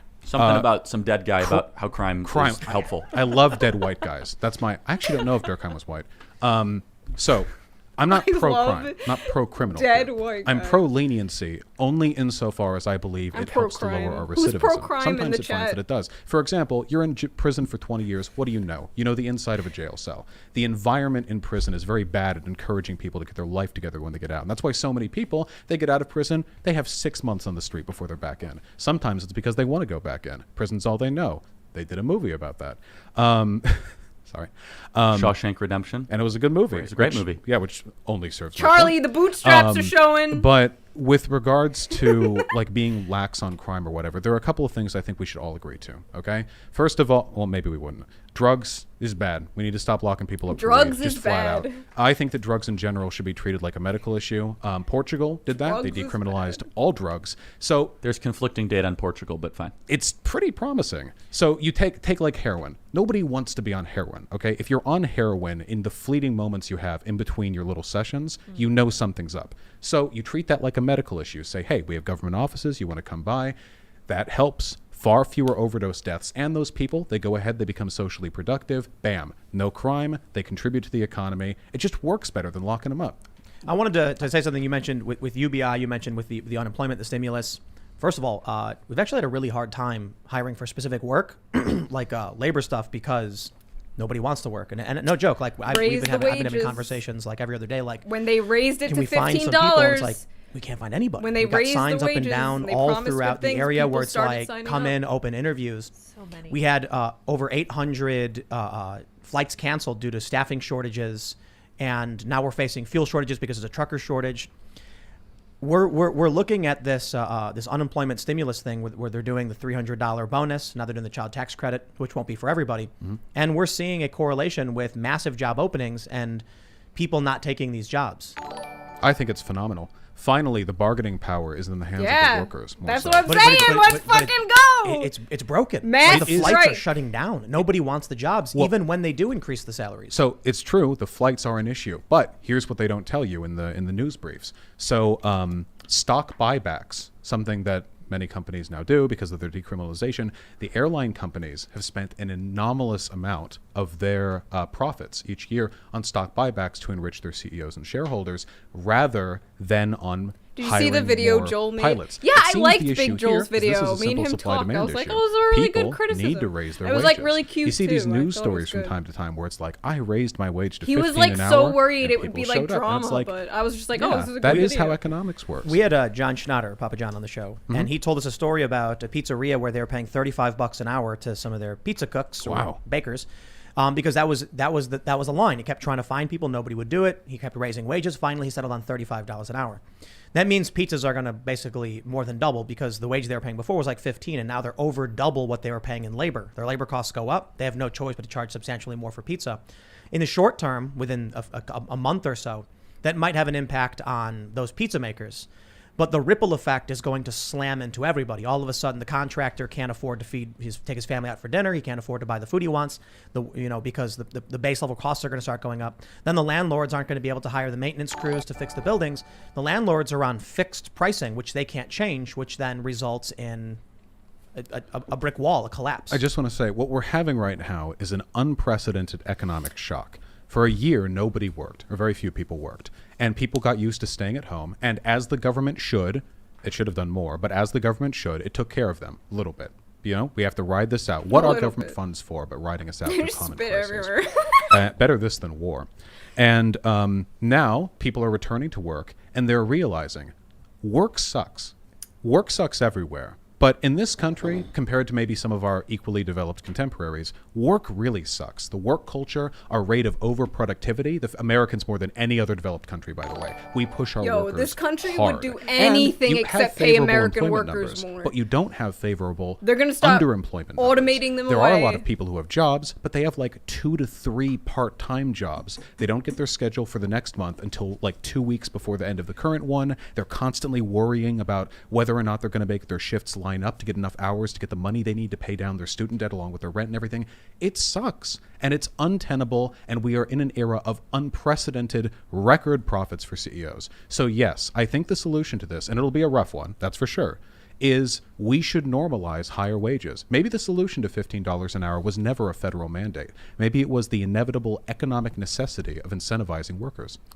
See, I'm like super pro mass strike. I will say that the lockdowns were way too harsh and intense.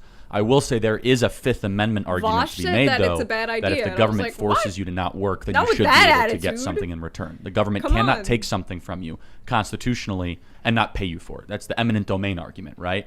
Which was one of the best arguments for the stimulus package. So many minimum I just think the wage lockdowns were far too severe and far too intense and really infringed on people's liberties and abilities to be able to take risks. I want to go a different direction. I just want to ask you a question. It's just more kind of about human nature. Do you think human beings are naturally good or naturally bad as human nature? Tabula rasa. I really think we are. Blank slate.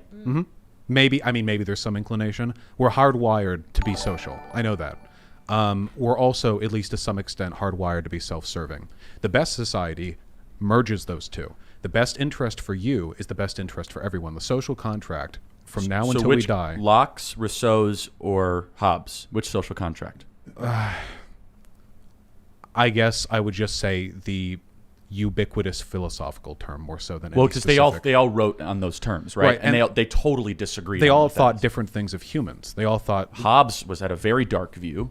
Rousseau very positive. Locke was more neutral. Socialists tend to think that human beings are fundamentally positive, but I reject that. That's why I'm curious, because you see way too cynical for that. Well, the implicit suggestion to that, to me, is that socialists think their system would only work if everyone was nice, and I don't believe that. I think that the best economic systems will work when everyone is an absolute POS, just a dirty, horrible human being, and you can incentivize them. Well, but it should. Maybe humans are amazing, but the best systems should survive human greed. I want to ask you a very simple and general question. Uh-oh. Those are the worst ones to answer. It is. Do you think some people are better than other people? Can I add a bit of nuance to that answer? Answer however you want. I think that some people have been developed to be more moral and of better character. Oh no, okay. Yeah. I didn't mean moral. Just better, like they're taller. That's it. Oh, however, but I think your interpretation of the question is part of the answer. By any metric, there will always be people who are better than others. Always, perhaps by some combination of environment and genetics. I just hope that we can all ride alongside each other. Don't you believe in that? I agree. I think I mentioned this before the show. If you were to ask anybody on the left or the right, what did you want? It would be like for everyone to prosper, for people to be successful, to pull people out of poverty, things like that. I guess the issue is disagreeing on how we get there. Well, I think we want. I'm not sure if we want the same thing. Blonde, blue-eyed. I want more a preservation and conservation of what we already have. Do you want socialism? Absolutely not. Oh no, slight ideological. No, but come on. I mean, we don't need to play the word games. Go No, ahead. Why do you want to preserve? Well, I think that we have something beautiful, unique, and exceptional. And I take the more Hobbesian view of human nature, which is we're brutish and nasty and awful and cruel. And the fact we've been able to build something decent and civil is pretty remarkable. But are you saying that we have a good system? a great system. And people thrive from the system? Yeah, I think people flourish and thrive. I think that a rights-based system is naturally the best way to govern. Do you want people to be stripped of their rights, imprisoned, brutalized, I knew that was going to happen, though. Of course not. No. Literally all the powers of that rights be is were something against that usually her. has to be earned negatively, like murdering somebody. So this is what I mean, because I think I could ask you the same question. You know, do you want people to be brutalized, impoverished, imprisoned? Of course not. Taking their rights away. But I would never want to grow complacent. You're both familiar with the Marxian theory of dialectic materialism. You correct? mean Hegel's theory?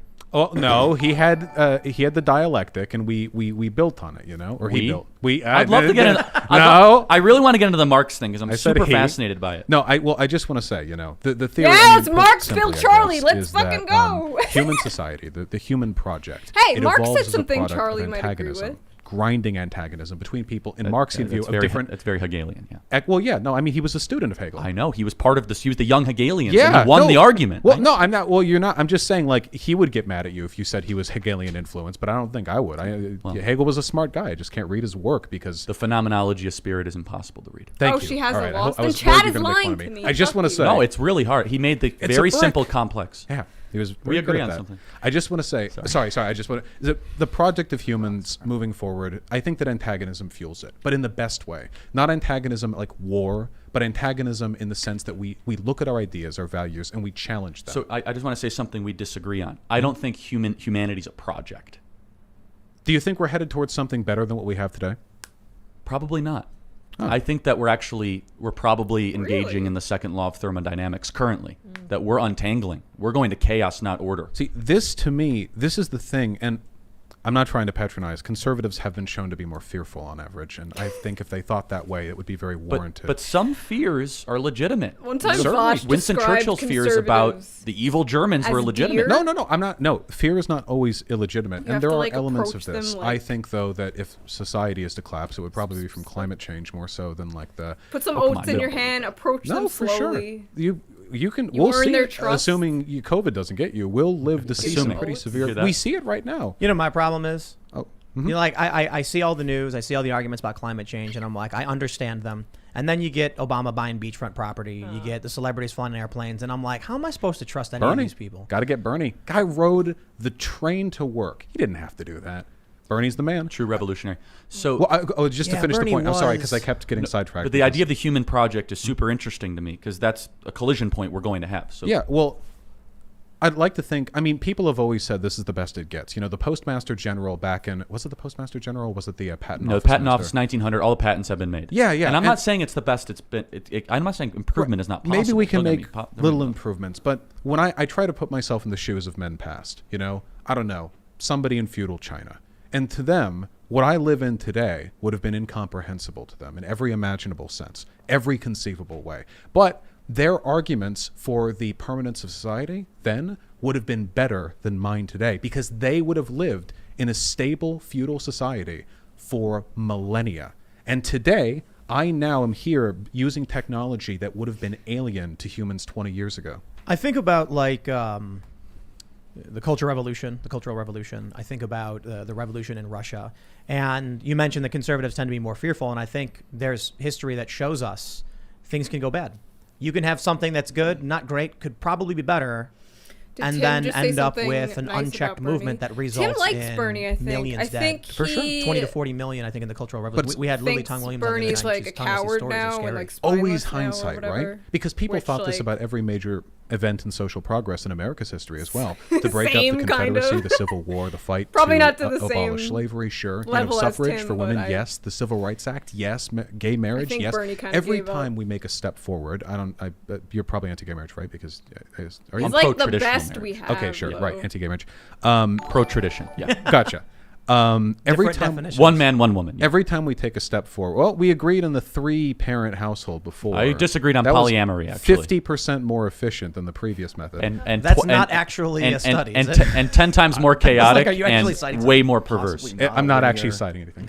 develop. It's possibly not a linear growth pattern with parents in the house. It's actually exponential. It just goes up forever. Yeah, that's very. Albert Einstein had 12 parents. It's Yes. just, By the time you hit 12 parents, there should the children just a god. By the way, just a yeah, little it's like the glowing- warp very, Star Trek. very It's- Ubermensch, but continue, yeah. Sorry. It always feels like everyone argues like this is the best it gets and any future steps would be treacherous, but then we always make that next step. I don't know if America's going to be around forever. We're a young country, and countries far older than ours have fallen in the lifetime of America. So I can't look at what we have today, or the people that I live with, or the values that I believe in, and assign to them a feeling of permanence. But I can say this: I fear stagnation. And every country that has ever set itself upon stagnation has always died. Every time. Every country always seeks to better itself. And maybe that road to betterment leads to ruin, but the path of stagnation is always ruinous. I agree. Our culture has stagnated severely. One thing I always bring up is like Christmas music written in the 50s. We still play it nonstop over and over again. Thank you. Movies have become repetitive, redundant, reboots. It's devolved from where we had these interesting pieces of art to just regurgitated crap over and over again. Can I just take some exception with your argument? First of all, there is this kind of revisionist belief that somehow conservatives, in the traditional sense, were against some of those social movements, which is just not true. Now, I'm not saying you'd be a Confederate, and I'm not even getting to the party switching thing. But there is a direct lineage between hyper-focusing on racial politics in the 1860s and the 1920s, and some of the people on the American left that are just completely obsessed with American, racial politics. It's equality versus hierarchy, right? But what do you mean by that? Well, back then, the slave owners wouldn't have been like, I'm really obsessed with race. Well, equality. Now, it's obsession with race can be pernicious in many ways, but I think there's a pretty big difference between being obsessed with the idea of racial equality and being obsessed with I think racial it's domination. equally as pernicious, just they don't have the power to implement it. But we kind of already did that. Do you think discussion. I'd do that? Like you? No, I don't think you would. I mean, I don't know you well enough. You seem rather decent. I try my best. But like I wouldn't give power to Nicole Hannah-Jones. I don't ship know who it. that is. She founded the 1619 Project. Oh, I just read the thing. I don't know. We have much of the we have a meta-knowledge. constitution to prevent us against people like that. What I'm saying though is that, for example, I'm not against social change. I mean, I'd love to abolish abortion, for example. I'd love to put fathers back in the home. No doubt. So conservatives are not necessarily always saying, no, we don't want to improve. We want to stagnate. We want the correct form of social change. So let me ask this then. Let's get to the core of it then. What values are you looking to maximize? This is a great question. Not just like morality, because that could mean the same thing or different things to anyone. But if you were to look at a society and were asked to assess its worth, what metrics would you look towards? It's ability to defend those that can't defend themselves. Okay. Charity, generosity, integrity, faith to your creator, Charity. the ability to pass down good and moral values to the next generation, one that believes in work and one that believes in the cause of the nation above the self. All right. I've got an idea. I think that's a with fairly collectivist point, that last one, though, wouldn't it be? Well, The nation above itself? I mean, Stalin you could call it collectivist, but I wouldn't say the state. I'd say the idea of the nation, right? So there's two different things, and those are does that conflated mean, sometimes by Charlie? libertarian socialist types, which is a walking contradiction. I'd love to ask you about that. Sure. But just like it's kind of just being I like might a Christian answer it- atheist, I right? might answer it when you're done, by the way, because Yeah. I think my follow-up, I need to touch Yeah, on that. but the No, the dumb state fuck. is It's a really creation not. of the people. The people are the country. That's why our Constitution, the preamble, says we the people, not we the federal government, right? Yes. So the people are the nation. Yes. And so that's why I differentiate between the two. Do you have a loyalty? Do you have a belief that you want to create something Do bigger than you? yourselves? I think that's a moral good. Do you care To me, about the and people I in mean this this country, with Charlie? I don't without know. meaning to hyperbolize, but to me that's always strung rather fascist. The myth of the common man, the people, the Volk, the idea that there is a state, and Germany was a state, of course, but Hitler didn't really appeal to the state. It was the concept of the fatherland that he really hit on, and the people were a beating heart of the fatherland. I was like They were an agreeing with instrumental Charlie, organ. and then Vaush is And just to like, me, the that problem sounds with this fascist. is that when you Oops. get down to it, this thought process, this mentality, it drives men to do I mean, terrible, just terrible kidding. things. Because interpersonally, all of the chemical effects of empathy kick in. I look at you, I see you. But you start bringing in concepts like the nation, the fatherland, and it becomes very easy to convince people to compel themselves towards courses that they would otherwise not. So expected you to use a 1930s reference earlier, so congratulations. No, 'Cause well, I'm only it's saying- I'm not calling you a fascist. I'm only saying No, I know, that- you did do the correct, I didn't mean to hyperbolize, but there's other nations today that have those values that we would never call fascist, like Japan. Japan has very strict immigration. Mm-hmm. Well, I think Korea is actually a better example, to be honest. I really don't like either of those countries for the reasons that I've described. You don't like Korea? I think they're both deeply conservative countries. I agree with you. Right. They're wonderful. And I think they do so in part because there's a degree of anti-individualism in the subservience they all expect of the common good. Now, it's funny. I feel like our roles are being reversed a little bit here. Isn't that interesting? The common good isn't something I appeal to. For me, the value I want to maximize. No, I just appeal to the good. The good, sure. The which good is two different things. Is freedom. That's what I care about most. And that's what libertarian socialism is about. There are many types of freedoms, positive and negative. If I might indulge very briefly, like, is a man thrown to a lawless desert without food, water, or clothing free? I'm really asking. So, probably no.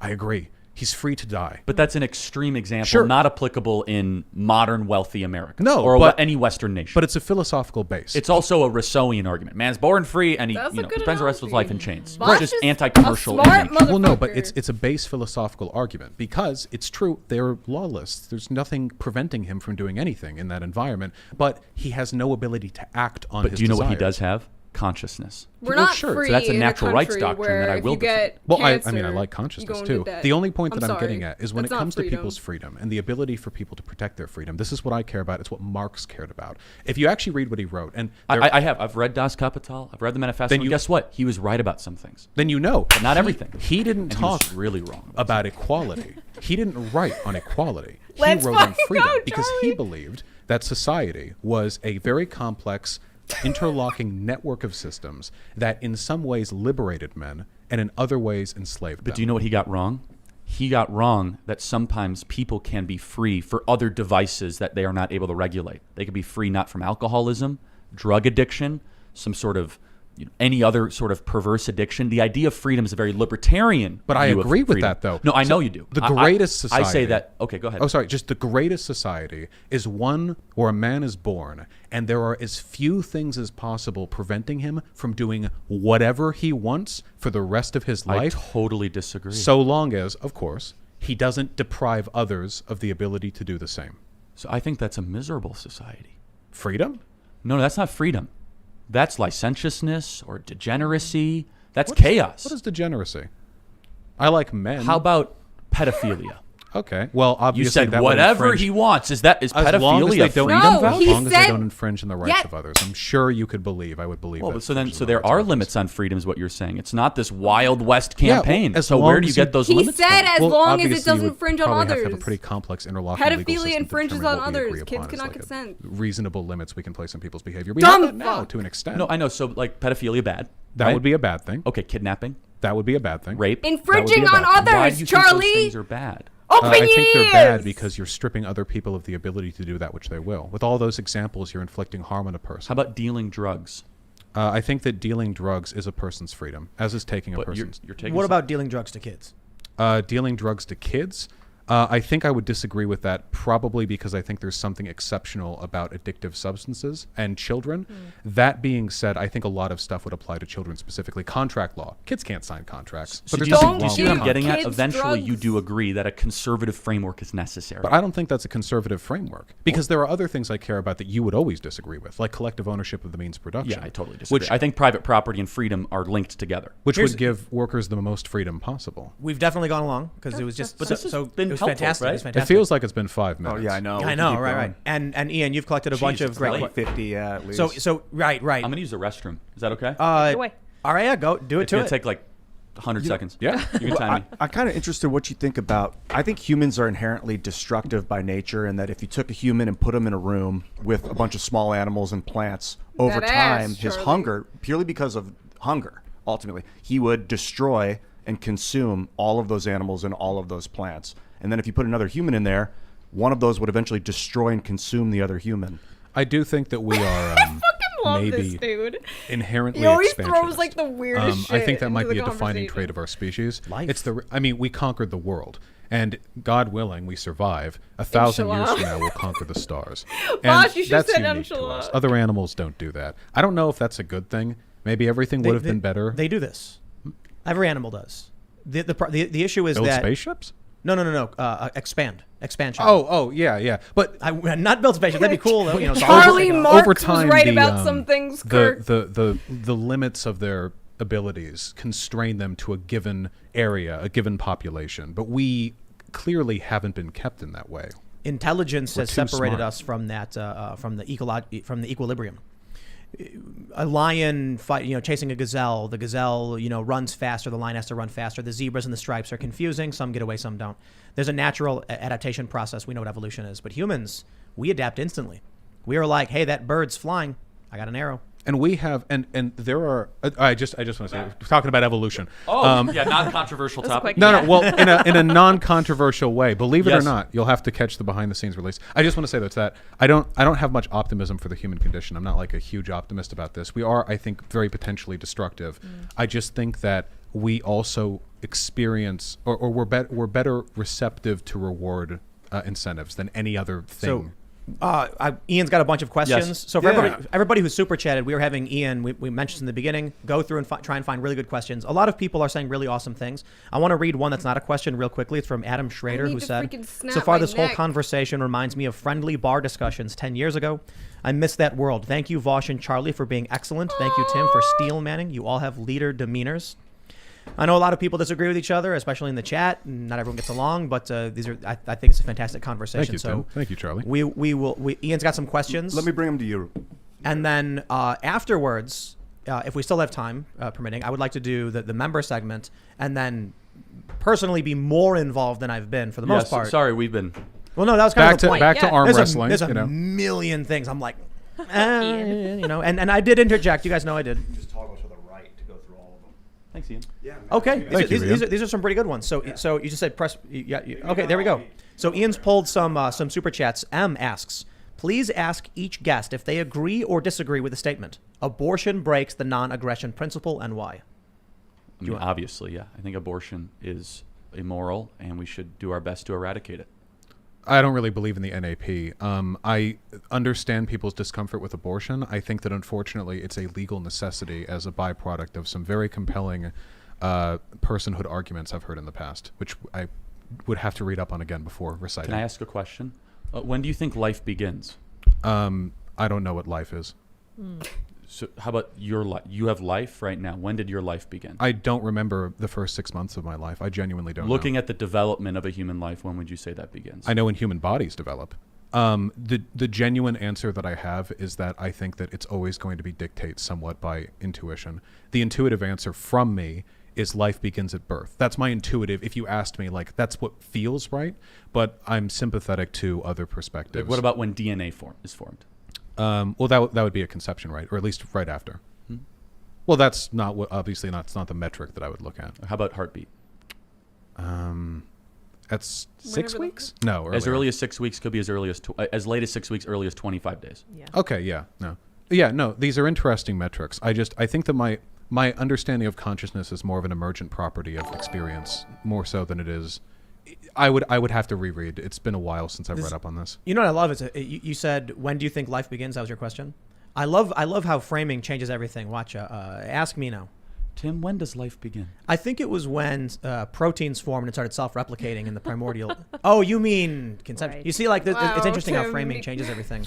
To me, it's Knee more. I guess slapper. for me, because like any cell in our body is alive. There is life and DNA in any bit of skin off my fingertip. I wasn't meaning So- to poke at you or anything. No, was just no, like, I know. The I would- framing is so interesting. I would only say when, to me- when is a life worthy of protection begin? That's a difficult question. To me, that's a better way to word it. To me, that has to be a legal question because protection has to be arbitered by an entity, and it can't be. And for me, that would probably be at birth. I've heard people make convincing philosophical arguments that there are times after birth when you're not even a person, and I've heard people make convincing arguments for conception. But if you're talking about a legal entity, the birth thing seems to be the line that's the easiest to distinguish. And there are other legal concerns as well. But this is an issue that I think I always support like a pro-choice argument. The philosophy behind it is something I'm a little more I'm just open to. So is it more on the size of the being, or the level of development of the being, or the environment of the being, or the degree of dependency? Which one do you think out of those things is the reason why you say birth. I'm just I curious. think the degree of dependency is legally worthwhile, but for consciousness, I think it's more You should about be allowed to it abort being an emergent 30-year-olds. property of experience. Yeah, is it too So late is it okay for a then if late-term we just abortion for basically pull myself? the plug on all the people that are kind of comatose and cucumbers on machines? They really don't have self-consciousness, and they're very dependent. Well, I mean, legally, we do believe that, because if you have Oh, it's very legal, tricky in the courts. It is, but it's not the same as murdering a person. If there's conservatorship over a person who's brain dead, there are instances where you will be allowed to pull the plug. You can't do so without an arbiter, though. You can't just call in and say, just pull the plug. That is murder. You can just yank it, of course. You have to get approval and process. Yeah. But it does indicate that legally and morally there is ambiguity with regards to the relationship. No, but it shows that between there's right an to life. arbiter, though. That you have to go through a system of checks. I didn't mean to derail Tim. I want to make sure we can get to as many questions Of course. as possible. Yeah. That was great. That was great. Camilla Mamani says, WTF, a libertarian socialist is like a meat eater vegan. Shut up, God. Libertarianism was boomer. actually a left-leaning ideology. It was co-opted in the early 20th centuries by capitalists, but actually before that, libertarianism was exclusively in the purview of socialists, and I believe what they believed, that freedom is the greatest human good as long as it doesn't infringe upon others, and that the best way to achieve that freedom is through democracy. We have political democracy, flawed as it is. Economic democracy is something we should also strive for. I'll tell you this. Left libertarian quadrant is the hardest quadrant to be in. You have the only persuasion tactics. If you're a left libertarian, which exists, you're basically saying, I like socialism. Now I have to convince people that it's the right thing and they'll agree with me. And people just won't. People won't. I find left libertarians less threatening to the American way of life Oh, thank you. because you have a general distaste for authoritarianism. Well, for what it's worth, The right has money. They're like, well, you won't agree with me, but I can give you money. And they're like, The left does too. Sorry, go ahead. No, just want to say, for what it's worth, there are some people who call themselves socialists who I actually think would agree probably more with you than with me. Like people who support China, for example. China's not socialist. It's a rampant capitalist state. It's a largely- cronyist state is really what it is. Right. Well, I mean, whatever you want to call it, it's certainly not what I want, you know. So there are people who would defend that, and I can't help but think, like, okay, these are conservative, what would you call them, traditionalist social positions, and Yes. you defend, you know, a strong state with a strong common will towards the betterment of the state and a free market. I don't know, you know, maybe that'll be what would they call that? The Red Browns? No, I'm joking. In a way, So I've got a question for Charlie. Sure. Oh, I'm not sure. I'm not familiar. Are you familiar with Alden's theory? No. You're not? Oh, okay. Then I guess I won't answer that question then. All right. Then the next question would be for both of you is, what is the single Tim biggest did the political Alden's issue for theory each of you? meme. And Charlie, if you want to answer first. Amazing. Yeah, I mean, that's a great question. Political I'm sorry, issue- for 2022. Oh, like I could Yeah, take that any way, I guess, right? You know, what should Republicans run on, I guess, or like Yeah, just how what do is the biggest issue? Yeah, I mean, man, it's I'd say the way we do elections in our country is definitely up there. Big tech is massive. Immigration is huge. But I think even something more fundamental that I think we almost achieved it tonight, which is that we're about to tear this country apart. And I think dialogue is something that is so beautiful, so complex, and almost spiritual in nature that if we don't have dialogue with people that you fundamentally disagree with, then there's really not a middle ground until you start ripping each other apart. And I'm really afraid of that. What's your what's the biggest issue of 2022? I agree that the political rift is almost insurmountable seeming. The last time we had one this bad was pre-Civil War, and we didn't really fix it. We just had a civil war, and people were still mad. I don't want the so. Civil War to I hope happen. that All doesn't my happen. friends I will don't think kill we're gonna each have a other. Civil war, by the way. There are some people. I think that at the end of the day, there's a big difference between the problems we're told to care Split about the and the country. problems we're willing to fight Leftoids about. on one side. And I'm Rightoids on not the entirely other sure if I know side. where those lines are, but I know there's a difference. With regards to what I'd care about, for me, it has to be climate change. I know a lot of people roll their eyes at this stuff, but like you can take a look at the polar ice caps. You can take a look at the weather disasters we've been having, increasing both in frequency and intensity. This isn't look, think of it this way, okay? I believe in American industry, all right? It's a little too late for us I to be don't know first why covers, but if we really conservatives wanted to, aren't we could more, subsidize the hell out of green energy. You think we're doing it now? Triple that, okay? like, concerned really with lay the groundwork. climate change. In 20 I years, feel like you'd we'll be want to selling the rest of conserve the world the and the energy they'll country need for to your survive. future. You know what really breaks children my heart is or the whatever. video I made before I don't know. before the actual Green New Deal, talking about how we needed a Green New Deal, and then AOC's Green New Deal was like you drunk, Shu? equity No, and I'm college and healthcare, and then the botched FAQ, I'm and I was like, I'm energized. talking about why are we spending money on war when we could be researching green technologies and more efficient Man buns energy, are the. thorium I salt think the reactors, man things bun. like that, I get think the fusion man to bun thing ignite. is hot. I Instead, like the we way get the this man like bun thing racial looks, equity okay? garbage bill. I had this. It's just, maybe I'm just a I do like the Green millennial. New Deal, but I had this problem too with that teachers union board, the one that affirmed CRT, said they're going to The spread National into. Education Association. Yeah, Teddy Yeah, Roosevelt it was also a union, cared or about, maybe it was The NEA, Yeah. that's what it is. Okay, It's yeah. the largest teacher union in the country. Because and first of all, what they said wasn't CRT, but I'll take They that up did with them use if I the ever- words. They did, and still they got that wrong. So they if I mean ever critical argue race with praxis. them, yeah, they mean yeah. what we've been talking, wokeism. Yeah, I just, oh man, it's because the theory is cool, you know. That's what I'm talking you wouldn't about. agree with it, but it's interesting. Finish what you're saying. I want to say something about this really I quick. do not think it's cool, and Well, I think no, the theory is awesome. It's like the rad. theory of communism. We should have a class, a philosophy class, where you learn about critical race theory. Teaching it in practice to children is a different idea. So I actually, in response to my absolute failure in giving you the adequate response in our last conversation, did pull up Critical Race Theory by Kimberly Crenshaw and actually read what she was talking about. And I think the idea of the oppressed versus oppressor in race is a horrible thing when we're trying to get away from that. And I had a conversation with an actual racist recently, and the ideas to me are absolutely nonsensical to base things on race. Coming from an actual racist who was advocating for the same things in that book, I was like, so you're happy with this stuff? Like, well, no, because the wrong side's in charge. And then I had to explain to them, like, I do not see the world the way you do. And he says, well, that's the trouble with race mixing. And that's and no, but that's exactly Yikes. this is what I see when I talk to people who are in favor of critical race theory's core ideology and white nationalists. They tell me the same garbage in different ways. Look, I have always been a firm supporter of the idea that the ideas should be what's criticized, not like the people who make them. Sometimes, for example, people will make fun of me because I talk on class issues and I'm from Beverly Hills, and I accept the jibing. You know, it's fine. But I think anyone can speak in this stuff. To be fair, this is idpol, and everyone does it to an extent. Candace Owens will deflect criticisms of racism by saying she's black. We've all seen people do this. The only thing I wanted to say, because I have to move back like 6 points here, is that with regards to the teachers board you spoke on, and the Green New Deal, I sometimes feel like the left is a little bit bad when it comes to mixing all their causes. If they, speaking of separatism, if they kept things a little bit more stringent, a little more focused, maybe they could get people to agree on some of it. But if every push for climate change is also every other progressive note, and every push for racial equality is every other progressive note, it feels like it's like an all or nothing package, and I think that can put some people off. I wanted to just clarify quickly and to inject my id poll, as you mentioned, you know, Candace Owens would do it. I would, and True. a lot of people are always mentioning, you know, Tim Pool mentions he's mixed race, and I'm like, maybe that's why you'll understand when people are writing like whiteness this and people of color that. I'm like, I don't exist in that world because I've been discriminated against by all of these people.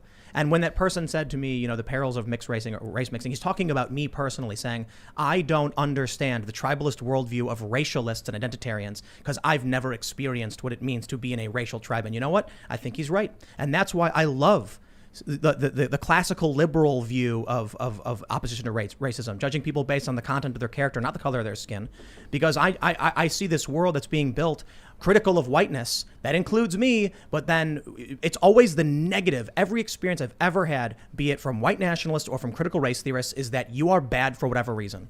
I do not want to live in a world where race is the predeterminate policymaker or factor on these things. And you know what? For the progressives to come out right now and claim civil rights and say we did all these things and then tell me I now face that detriment, I'm like, you know what, man, my grandparents, civil rights activists, race mixers, my actual parents also mix in races and stuff. And I'm like, I can now look at the progressives who are putting a detriment on my life and insulting me no matter what I do, and the white nationalists who vandalized my home as a child. And it's the world that you're taking credit for, that you're trying now to put a detriment for people like me. Well, it could be a matter of perception as well. I've read a lot of like academic critiques of whiteness, which isn't white people. It's a sort of That's not true at all. Well, it's an academic term to describe affectations associated with white people culturally, more so than Be the nice actual to academic- each other Black in the and brown chat. literally means black There's and brown. rightoids, I know. Well, it's Blackness, what would you think of that? Well, if it was an academic term used in that way, then I would think of it the same way. They know But not since what there they isn't such do. a term, I would have to be critical. If you look, regardless of the etymology of the term, in concept, It's meant to be like, you know the term toxic masculinity? Yeah, I've heard it once or twice. A couple times, you know. When I read stuff like that, it's interesting stuff, you know. I don't think of this all men are bad, all masculinity is bad. It's more of a salient critique of certain cultural trends. Now, the problem that I have is essentialism. Some people will take this on both the left and the right, and they'll think of it as an individual critique, which it should never be used as. If I were to say something like, imagine I'm reading MLK back in 1953, you know?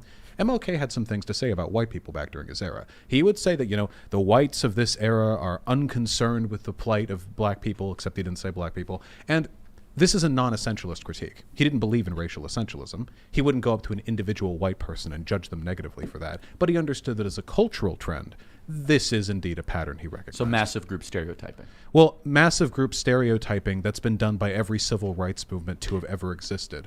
Maybe the issue isn't the stereotyping so much as the way it's being applied and used. If the stereotyping is, I notice there's a big difference in abolitionist thoughts between white and black people in Southern America in 1852, maybe that's the kind of stereotyping that can be used for good. Also, stereotyping by definition is assuming characteristics of an individual because of their part of a That's group. close to what MLK was saying when he said white liberals. I mean, that's... You wouldn't apply it to an individual, though. I mean, I've made comments about groups, people who play League of Legends.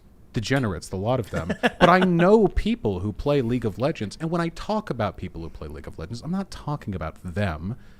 I'm talking about people who play League of Legends. So I want to ask you about the climate change thing. What do you think is a bigger threat, climate change or China? To the world or to America? To you, the world, America. I think it's still climate change. I think China's probably going to replace us as the dominant power. I'm not really happy about that because we're more democratic than what they are in terms of our political structure. If they had a better democracy, I might favor them over us because I don't really care about national allegiances. But we are more democratic than them, so... The climate change thing is an issue that will affect us all, though. The big one's going to be climate refugees. There are a lot of low-lying coastal communities that are going to be inhospitable to life. In about All of a 40 sudden, years, Charlie cares about they're climate going to move change. out into populated areas, and there's going to be On border second conflicts and war. It's going to be tough. We're not going to be able to get to every single I'm super so chatter sorry. question. That's No, on me. it's no big deal because I think it's more important that you guys are having these arguments. So I'm not going to interrupt you when you're actually debating the ideas. That's the point. But a lot of people did super chat. Just know that you guys, super chat's greatly appreciated. There's a whole lot of them. Yeah. We love you. So, rock. but I've got one critical for you, Vaush. Hit me up. Thank you so much. Nasho Nabo says, Robert Vaush is a black person Medina, who grew up thank in you. majority white areas. Appreciate it. Those conversations are very demoralizing to be a part of. I don't doubt your intentions, but it's best to speak to people affected by your ideas before trying to implement them as our white savior. I don't appreciate the white savior critique because that's just the opposite end of idpol, isn't it? Saying that I'm less inclined to talk about these issues because I'm white. Like that's kind of like the opposite thing. I agree. I think address the idea. I agree with that too. Yeah. But with regards to like the implementation here, obviously like social problems like this, addressing them is going to be contentious no matter what. I don't know if there's a way to do this, to fix any problem, even the most obvious problems. Today we think slavery, obviously that's bad, but clearly there was some disagreement. With issues like this, there's going to be disagreement. I don't know if there's a perfect way to handle it. Anything is going to mix people up. I have to balance that concern with the hope that in the future people become more accepting of these issues. A good example of that would be like gender stuff, for example. In terms of like, if you look at it generationally from boomers to Gen Z people are like 30 times as likely to know a person who identifies as trans or non-binary or whatever. And for that reason, conversations on those subjects have become significantly easier just because people have been exposed to the concept. Maybe in time this will be easier. Maybe I'll fail, we'll all fail, and it won't be. But I am sorry that these conversations are difficult. All right, let's see. Well, I got to be honest. The overwhelming majority of the super chats are just saying thank you for having a conversation. Those are the overwhelming majority ones that I Wholesome. copied. No. I was looking at yeah, it. they are, I thought actually. you would You're have also all right. the questions. So I was like, okay, I can see everyone very excited. That's why I read the first one. And some people have pointed out that in a conversational format, you are both less derisive and divisive in your arguments. All YouTubers should try to take be account nice of in my that. streams. So here's an interesting and kind of specific question. Joshua Alley asks, should courts decide cases based on rule of law and precedents, or decide each case based entirely on rationality and morality? No, go ahead. Yeah, it needs to be a balance. Precedence definitely matters, especially in the American system. And the idea of the whole third branch of government really kind of came into question with Marbury versus Madison, with the first Supreme Court Justice of the United States, John Jay, I believe, who was one of the co-authors of the Federalist Papers. Precedent is important, but it's not everything. And this is a super important thing that conservatives need to talk more about, which I think you would agree with, Vaush, is that precedents can be really bad. Dred Scott was awful precedent. It was really bad. It was 7 Democrat U.S. Supreme Court justices, 2 Democrats, that said black people were not people. And that precedent was in law, basically, for many decades until it was eventually reversed, largely because of the Brown versus Board of Education. But precedent also is helpful so that you don't turn to another legislative LGBT branch, people right? need So the flags? courts Genuine question. are supposed People to be just like, very unique, and they're supposed to be having a deliberative, community and process-oriented, identity. say no to more cases It's like, why than do they we say got yes this? to. Why do we got and this so the big question is, where do you fucking strike thing? that balance? Alexander Hamilton predicted that it would be mostly based on public opinion, that judges are still people too, and they're going to look to People public like having opinion. This their goes to more of a democratic argument than a little republic-style identities. argument. And I got I a will defend big bi precedent flag over more there. than overturning, but I definitely think the court has gone wrong in a my bull variety of moose different flag. decisions in the last 60 years. And I think that what happens is you have very activist decisions, and then they decide not to look at it again under a conservative belief of precedent. I think I would lean more towards precedent, though, as well, though maybe for a different reason. I think it's because we need accountability.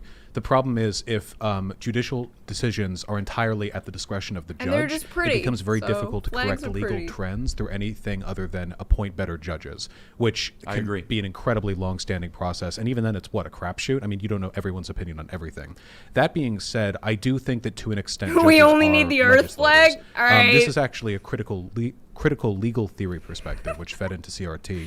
The idea that within the bounds of discretion, judges will almost always side with Monster the political energy biases flag. they have. And that's not like a dig on any side. That's just what we are. That judges who identify as liberal or conservative will overwhelmingly side with each other in the plurality of cases because our biases do inform us. I think that we have to recognize that's a reality, but we do have to constrain the process through judicial precedent, or otherwise it's just throwing darts at a wall. I just want to point out, one of the super chats noted that we were trending. Oh, is that right? And so I'm like, On all right, Twitter or on YouTube? On Twitter, but Oh. it says content creator Vaush debates with radio talk show host Charlie Kirk on Twitch. Oh, We're not are on we on Twitch. Twitch? We're not on That Twitch. Amazon We're on propaganda. We're on YouTube. I just thought it was funny that it was Well, at least wrong. we're trending. No, but it's like how did you get But that it's wrong. wrong? Unless somebody's Come on, like man. screen grabbing. It's and the putting- Twitter. Hey, listen. After the Twitter trending title descriptor had to spend like 6 weeks in a row describing everything that happened with those Minecraft YouTubers, I feel like this is they're a little bit off their game. You saw that, Maybe right? somebody's No. restreaming it on What Twitch or whatever. You know, I it's just know. copyright infringement. I'm just kidding. It No, is. I know but- that. I know that Shu did a stream commentating on us. Oh, really? Oh, hey, sure. Oh, Maybe that was on Twitch. I don't All right, so No, we got one from Dylan Perrick. He says, No, I'm "Do you not on guys Twitch, think and this is the philosophy worst could be stream. taught Why would instead you shout of, this one out?" CRT, like Plato's allegory and the cave. In my Out of opinion, stuff all like of this them helps people happening. better understand one another individually." I'm hugely in favor of more theoretical classes being taught to high That was schools. sweet. Philosophy, sociology, and I don't know what the modern equivalent of like finances or home ec would be, but something like that. Kids graduate, they don't know anything about anything when it comes to managing their finances, which is weird. We agree. Because Yeah. that will destroy them if they don't. Like, why don't we teach them that? Philosophy, everyone should be learned on, just flat out. I think that's a moral necessity. And when it comes to sociology, I'm not even talking like left-leaning Nobody's on inclinations on Twitch. that. I mean like the basic ability to read like statistical information on what's going on, because for the rest of their lives, they're going to be asked to vote based on political information they don't have the education to understand.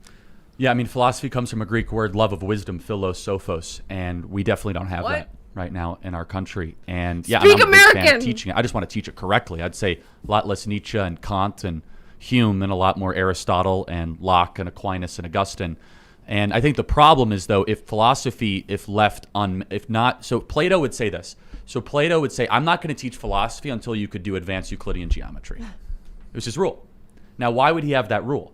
He's like, if you can't think rationally and be able to determine good ideas from bad ideas in the I'm not going to even get close to teaching you about the allegory of the cave or the ship or Plato's Republic or the forms. So I think there's actually something to that if you introduce philosophy too early, you can create kind of one-liner philosophers that think they understand the entire world. And it really goes to that expression, the more I know, the more I realize how little I knew when I thought I knew it all. That's the kind of that idea of daring to know. The corollary is true too. You know, the scientists who worked in the Manhattan Project, many of them said they cultivated inspiration from religion and from philosophy, completely outside the bound of physics, but it got their brain a jogging, you know? So I'd love to talk to you about religion and just like where you think that fits into a functioning We should society. definitely talk about religion. Yes. This would be really, really interesting. Why don't we do this? No. We'll move to the members only segment. Okay. We'll focus on Is it religion. 2008? And for everybody who super chatted, I know I really wish I could get to every single question and comment, but when you guys, we ask a question and you guys have that debate, that's the point of this. So, you know, I try to do as many as we could. And I do like talking. I just thought it was better to let you guys talk instead of constantly trying to just cut off the actual discussion and the flow of things. So my apologies to everybody who super chatted. But if you go to timcast.com, become a member, we are going to now have another conversation, which I don't believe will be up by 11 p.m. this time because debating religion, I absolutely love the are they religious leaving conversations now, we've doing had a on this members show on only Timcast thing? IRL. So it'll be at Lame. timcast.com. Smash that like button, subscribe to this channel, share the show with your friends. And do you guys want to shout? You can follow us at Timcast IRL. You can follow me at Timcast. Do you guys want to mention any social media stuff? If you guys could subscribe to the YouTube channel and hit the bell, we'd be blessed by that. And also check out rumble.com so you don't get censored. rumbld.com. My name is Vaush, and I'm on YouTube. That's VAUSH. I don't know. Thank you. Get your vaccination and vote Biden for more censorship to add to expand upon the Don't existing. do and Talk to make your make good decisions. Make good decisions. Yeah. Yeah, there you Talk go. to your doctor about what's right for you. Don't take seriously. medical opinions from people on the Of internet. course. but- Talk to your Side doctor effects about may voting for include- Biden. Oh yeah, that's right. Hey, depending on where you live, your doctor might say no. So I love you guys. Thank you for coming. This is great, man. There's a lot of super chats. People are pointing out like they don't even you don't even have to agree with anyone here. Just the fact that we're having conversation is like the spirit of freedom. I thought it was first great. I time. really loved I it love when you're like freedom. naming the philosophers, and then you're like, oh, that was fun. I want to smoke The weed with extra that segment, dude. just wait. Oh man, I'm stoked. For Yeah, religion. I'm not read up on religious theory. So Five you know. proofs of God. You better be ready to go through. Super All right. All right, Lydia. you Oh wanna- yeah, I'm also here in the corner. This is a wonderful conversation. I agree with that super chat. I was actually at the bar earlier today and enjoying conversations that somebody just picked up with somebody else. It's like, you know what? He's right, and I love it. I love being able to just have this kind of conversation. I really miss that about our society. So here's what I want to do. I want to have. I really want to dive in and question socialism.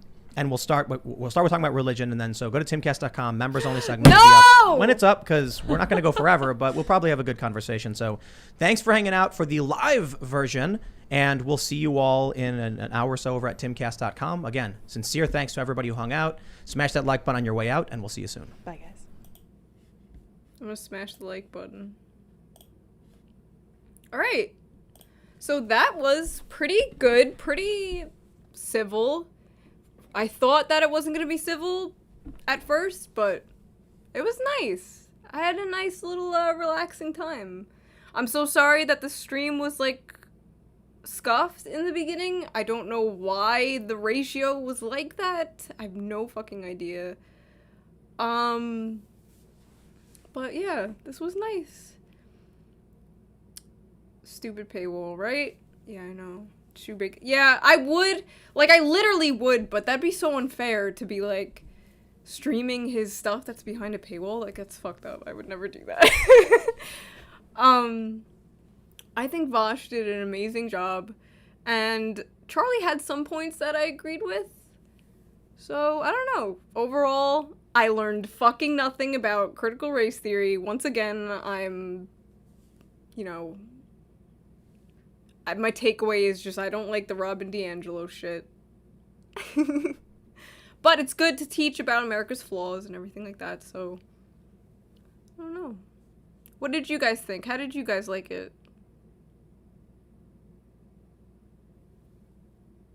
Yeah, did Nina Turner lose? That fucking sucks. Literally my last hope for the Democratic Party. When Bernie dies, guys, it's over. It's fucking over.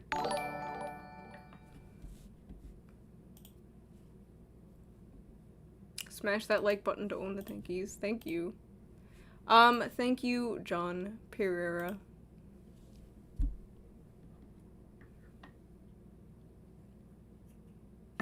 It was gay.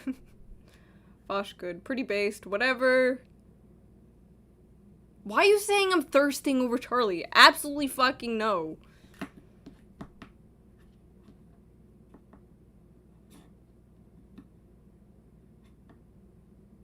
Nina Turner. Look her up. She's great. Google her. I thought Vaush did well. Bernie's pro cops, though. Bernie's just smart. Bernie knows that if we abolish the police, they're gonna bring the corpo police, and then we're gonna be the fucking RoboCop universe, so... Bernie's smart. Shoe run for office. I was, like, unironically thinking that I could try to do something on Long Island. Because my congressperson, he's, stepping down. And there's, like, an open... I can slide in there. The meme is always that I should run as a Republican and, like, change absolutely nothing about any of my stances or whatever. I would totally do it. But I'm incompetent, and I'm stupid, and I'm very disorganized, so... But listen, if I ran as a Republican, just listen, alright? What fucking, like, smears are they gonna have?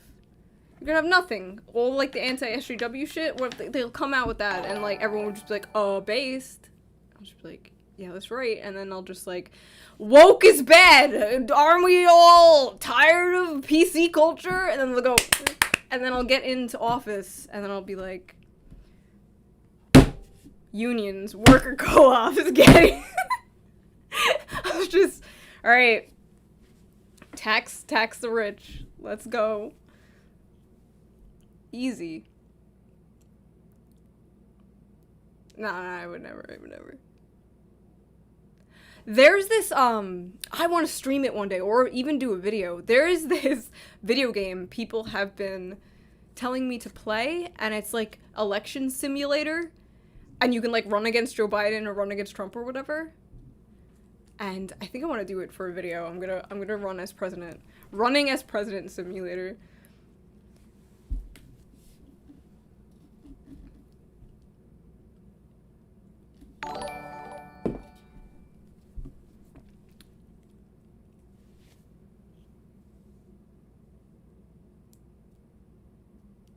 Unionize the gays. Tax the tax corporate, yeah. Tax the woke. Lib tax! Tax the libs.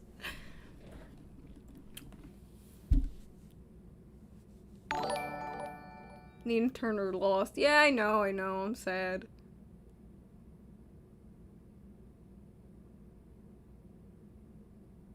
I should play it on stream one day. I will. It will be fun.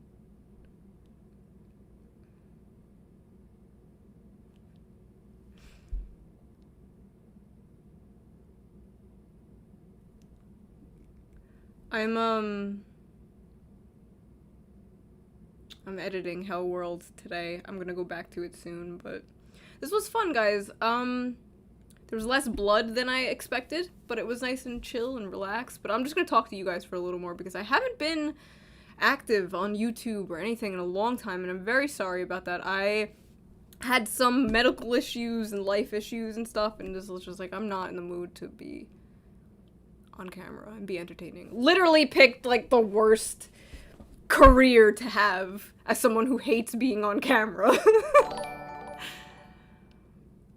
But I'm gonna get back into like content and everything. I'm really excited for the new Hell World. It's really long. It's really fucking long, but it's probably one of my favorites that I've done. And I hate my fucking videos so much, so it's a big deal when I actually like one and I'm passionate about it. That's how you know it's gonna get no fucking views.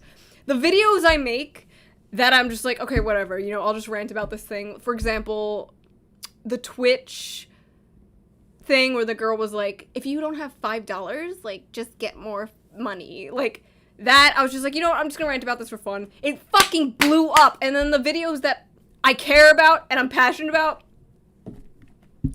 demonetized, blacklisted. Fucking sucks.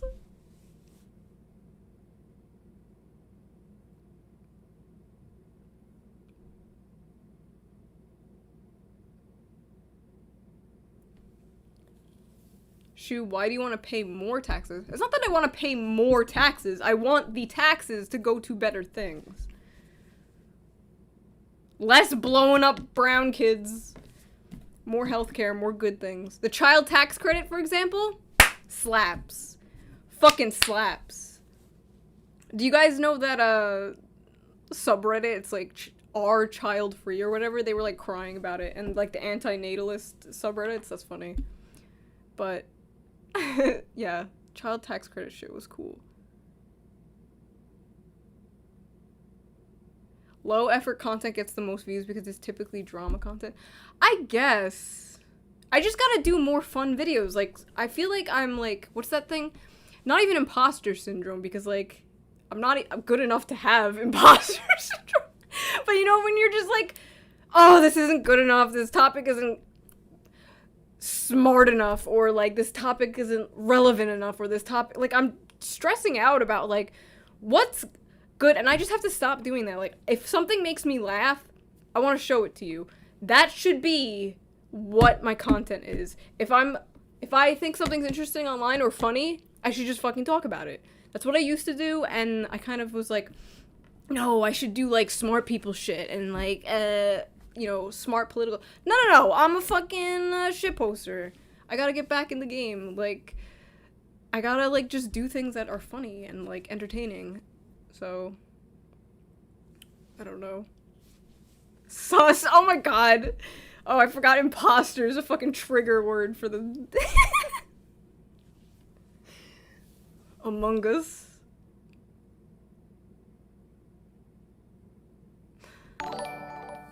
Shoo, did you bring the husband bag to the march you went to? The march was full of left-wingers. Actually, oh my god, you know what? Fuck it! We're gonna talk about the Medicare for All march. Holy shit! Alright. I have never been more angry at the online left than I was when I went to the fucking Medicare for All march. So I only found out about that march like 3 days before it happened, because nobody was fucking talking about it. I was like, you know what? I'm gonna go to this march thing. So I go, it's amazing, high energy, great people, talking to all different types of people about, you know, Medicare for All. Everyone's got these cool signs and everything, and everyone's super passionate, you know, about what they're marching with, and we marched all through the city, like, shouting, and, like, we got some chants going, like, me and the group I was with, like, fuck Jeff Bezos was really funny to shout, like, just random shit. It was a great time. There was great speakers, extremely smart speakers, talking about, like, Amazon unionization, weed legalization, just a whole bunch of shit, and, like, great people. Great speeches, very moving. Like, I felt like fucking crying at some parts. It was incredible. I was pumped up. I was like, fuck yeah! Medicare for All, let's fucking go! Healthcare, right? Am I right? And then I get home, right?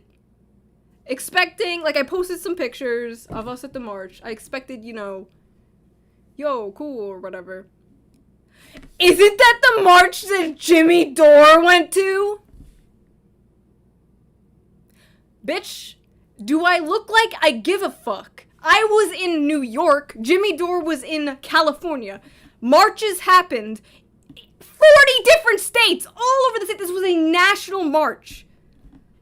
Thousands of people fucking marching, right? New York probably had like 100, like 400, maybe more than that. Huge, like everywhere. And the motherfuckers online, isn't it the Jimmy Dore thing? I don't give a fuck. Who cares? So one guy that you don't like tainted an entire national fucking march? Shut the fuck. I don't give a shit. Like, is that real? Like, okay. Medicare for All, right? For all includes Jimmy Dore. I don't give a shit if you don't like him. He's irrelevant. Who cares? One fucking guy? Like, you don't like a few of the speakers in some locations? Okay. And the most fucked up part, I went with a bunch of rightoids. I went with this group, what are they? New York State Populist League, right? Base people, I love them. They're my friends and they're cool, right? I went with them. I marched with them. I marched with rightoids to get Medicare for all, which was cool, right? And I get home and the left is fucking mad about it. Are you...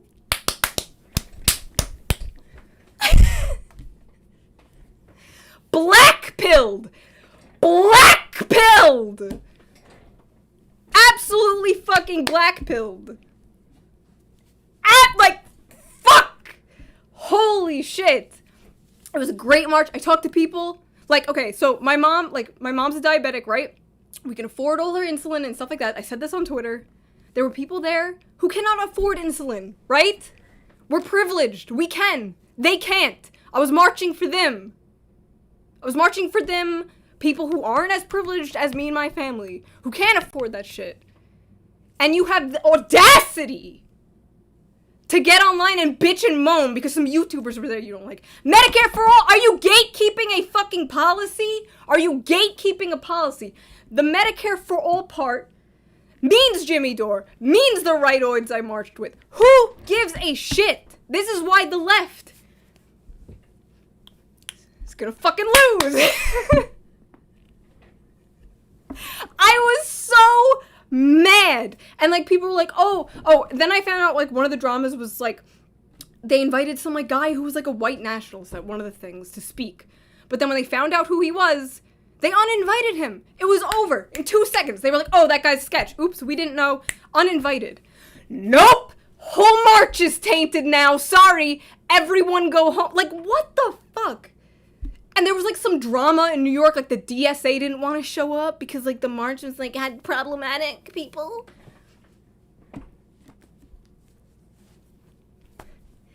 One of these days, I was so mad. I was so mad and sad and disappointed. Like, my disappointment was immeasurable. My day was ruined. My week was ruined. I was so fucking mad. I was this close to making a whole shoe on head video about this. And I was like, you know what? Hold me back. I'm not gonna do it. I'm not gonna do it. I was, you know what? Maybe I will. Maybe I will, you know? I'm just like, I was so mad. And I'm still mad. It's still... still fucking mad. I hate this fucking shit.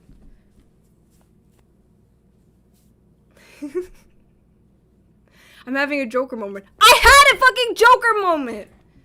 I absolutely had a Joker moment when I logged on and people were like, oh, someone was like, oh, the red-brown march. Fuck yourself.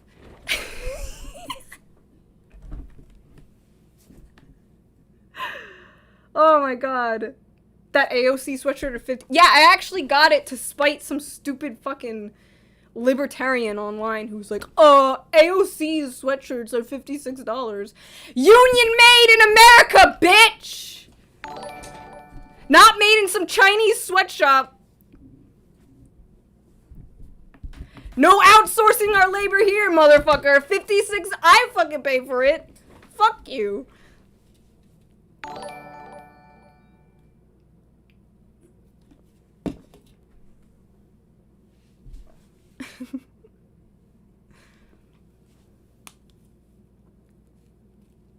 Stop screaming, bitch. No! Are you new here? How new are you? How new are you? There are people here who have been around for like 6 years, 7 years. They know that I scream and slam the desk. It is not a shoe on head video if I do not scream and slam the desk. Yeah, and now Nina Turner lost. Black-pilled! Fuck the Democrats.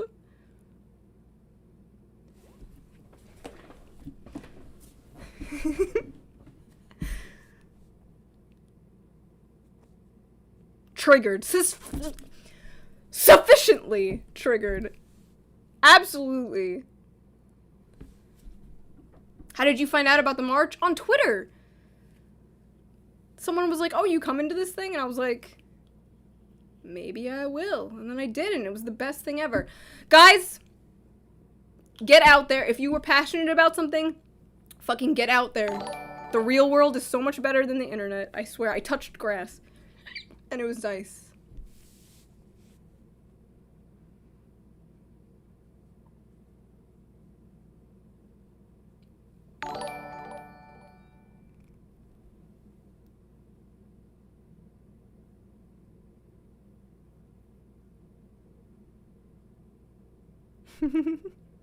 That was a good rant. I think I'm gonna upload that rant.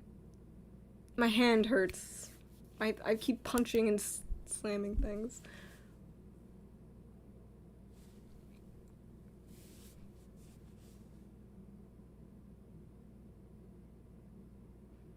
Jimmy Dore being a problem should have been obvious from the moment he called himself a comedian, despite being as funny as a school shooting.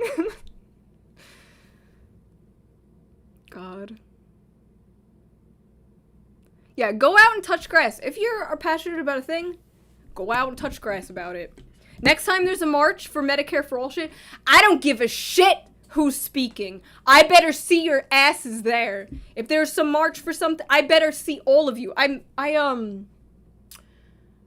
met some, like, fans or followers there, too. I met some people who were, like, talking to me for, like, 2 minutes, and then they were like, wait a minute, are you Shoehead? I'm like, yeah. Oh, I met some communist that I blocked on Twitter. And he was like, you blocked me. I was like, oh.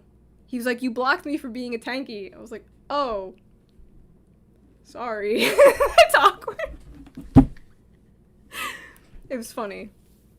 It was funny. The R slur. Oh yeah, I called myself retarded on Twitter and everyone had like a meltdown. I don't give a shit. That word was going the way of idiot, moron, dumb, which are all ableist slurs, by the way. Dumb? Dumb was a fucking... Remember when they all called, like, what was her name? Helen Keller? Deaf, dumb, blind? Those are all ableist slurs. Retard was going the way of that. And all of a sudden, you can't say that. How about fuck you? How about I can say anything I want? How about that? Take the power away from that shit.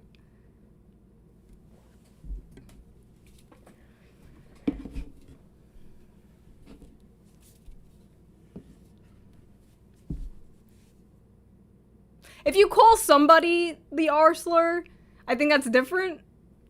If you call yourself that, or you just say it, like, it's a term. It's literally a term. I said I was socially retarded, which is a term, which is a real thing. My mom saw this drama, by the way. She was like, don't let people bother you. I'm like, Mom, no, this happens all the time. She's like, but you are socially retarded, honey. Okay, thanks, Mom. All right.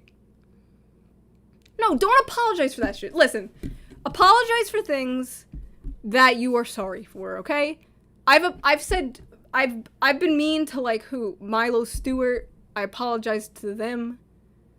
I apologize to people that especially individuals, Zoe Quinn, I've talked to. Who's pretty fucking, I don't want to start drama. Pretty fucking base, though. Despite all the dramas about her or whatever. I've apologized to people if I insult them directly. If I insult individuals, I will apologize to them, because that's fucked up. That's maturity. But just calling yourself retarded or just saying, like, come on. Come on.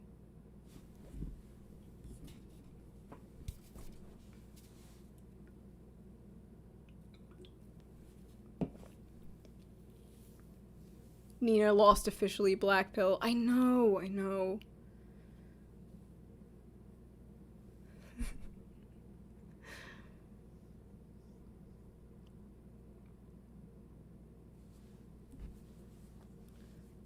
Should you please say a slur? WAP.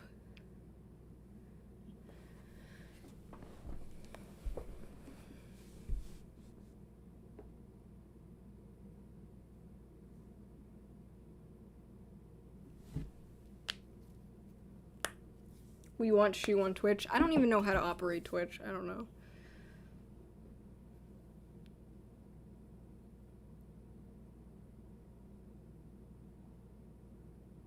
What did you think of Big Joel's video? Oh, I talked about this while the thing was going on, but I actually really liked Big Joel's video. Me and him talked about it, and it was good criticism. I'm so used to, like, just really shitty criticism, and it was just good. It was like, hey, you know, you act stupid on Twitter. I'm like, yeah, I know. But Big Joel's argument was basically the same argument I made. Like, it's easy to talk about these subjects when you could do it in a 20-minute video, but when you're just, like, shitposting on Twitter, you only have a few characters. Like, that's obviously not my entire argument, but Big Joel basically had the same point. He was like, his point was like, oh, if a person does that to animals, it means they're evil. I said the same thing. Is that not the same, like, emotional I don't know. But he did say that I said that women are biologically unfunny, which I've never claimed that. So I don't know why he said that. I didn't say that. That was Hitchens' thing. My video was the opposite, though. I said, that being funny is just a personality trait that some people have and some people don't, and that I know a bunch of unfunny men. So, I don't know.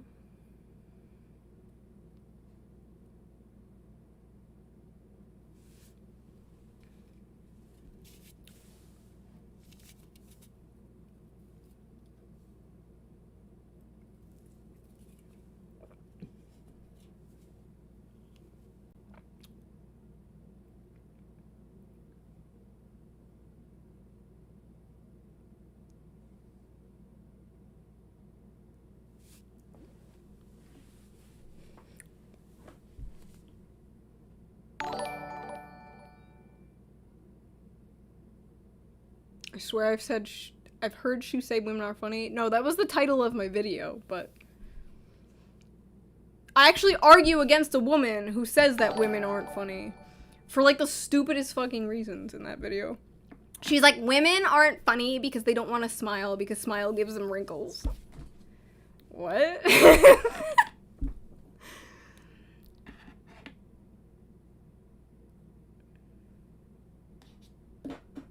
Did I watch Vaush's review? Yes, I watched Vaush's review of Big Joel's video. It was funny. It's so funny, like, people in the comments were like, yeah, fucks you up, yeah! And it's like, I don't really, what?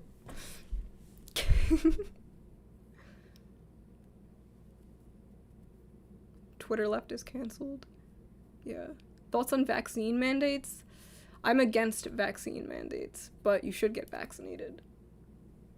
I don't think people should be required, like, when they're like, oh, you can't, like New York requiring, like, everyone to show that they're vaccinated to, like, get into somewhere is, like, weird. Like, how about they could wear a mask if they're not, I don't know, I'm not.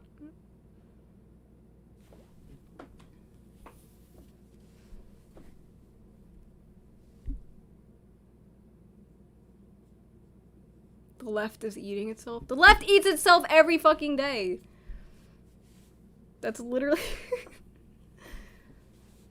Layman, oh my god, thank you for the $2 Canadian. It's fake money, but I appreciate it. Thank you. Stan Skate, thank you. Do you think Twitter's bad for discourse? I think it's fun, but yeah, it's definitely bad for discourse.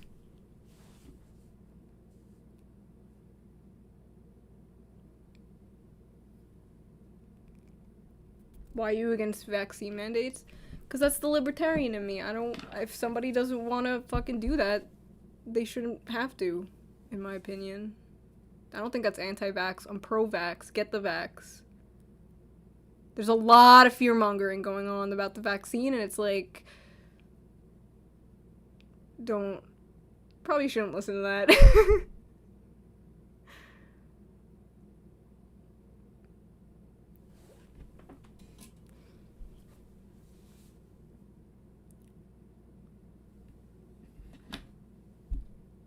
Twitter's toxic, yeah. I like Twitter's layout, though. It's always a challenge, because you gotta, like, you know, fit everything into a few characters, and I think that's fun. Teddy Roosevelt better than Huey Long? No. I love them both, but Teddy was an imperialist, so he loses points. Huey Long was not an imperialist, and he was better than Teddy.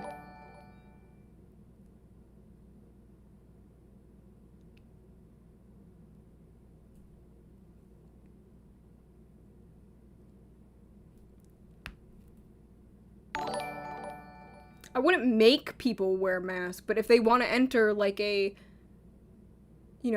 place, they should either be vaxxed or wearing a mask. Like, I'm sorry. Everyone hates Vaush. Why do you like him? Because he's my friend and he's funny. I mean, Vaush get canceled all the fucking time. But he still hasn't thrown me under the bus, so...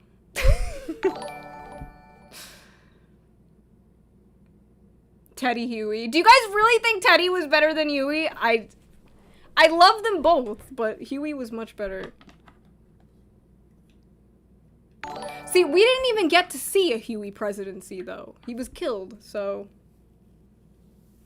we won't truly know. Do you listen to Run the Jewels? They are one of my favorite artists. Yes, one of my favorite groups.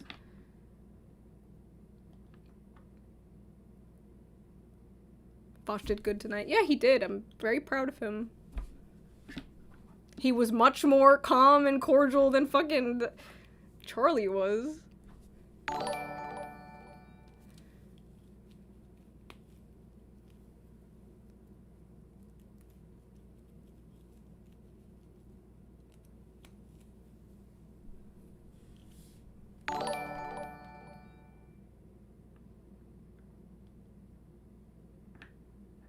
Teddy wasn't a communist? Oh my god, is that fucking Logan? Logan, fuck you! Teddy wasn't communist, but neither was Huey. Huey actually saw his policies as a way to prevent communism because he said, if everyone's happy, they won't, like, want to revolt. They'd be happy with their life. If their material conditions are met, there would be no reason for, communism or socialism or whatever. And that was his point of view. So yeah, Run the Jewels is awesome. I love them. Charlie was so eager. Yeah, he was so eager. He was like, yeah.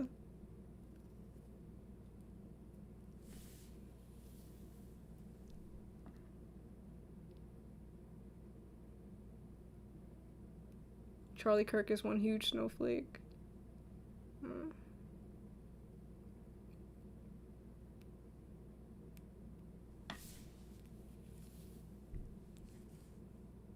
Vaush did good, but the Nina election has me back out. Yeah, like, honestly, I'm super black-pilled about Nina losing. Holy fuck.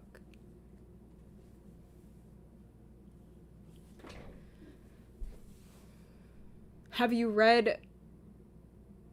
Yeah, I read every Huey Long book. Guys, if you don't know about Huey Long, I'm gonna Huey pill you right now, alright? Alright. Huey Long was the governor of Louisiana in the 1920s and 30s, and he was super fucking based. Read about him. He was great. People will tell you he was a fascist or a communist. They'll tell you all these different things, but he was cool. And he was genuinely one of the purest populists ever. He only cared about the people. He lifted Louisiana up from poverty. He increased, like, the literacy rate. He helped schools for black people. He was all about equality, especially in the 1930s. He was very progressive for his time when it came to, like, black and white people. One of his quotes is like, I'm for every man. I'm for the poor man, black or white. They gotta have a chance. They gotta have a good education. They gotta have a home. They gotta, whatever, for their kids. Every man a king is my slogan. He was king shit.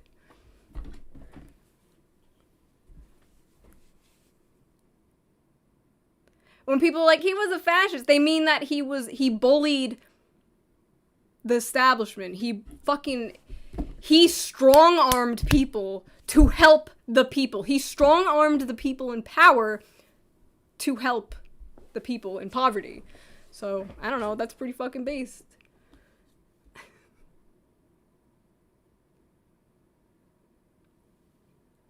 FDR was the best. FDR copied Huey Long's policies and watered them down. Huey Long ran to the left of FDR, said FDR didn't go far enough. How are you standing FDR when Huey's right there? He bullied the liberals. Yeah, he owned the libs.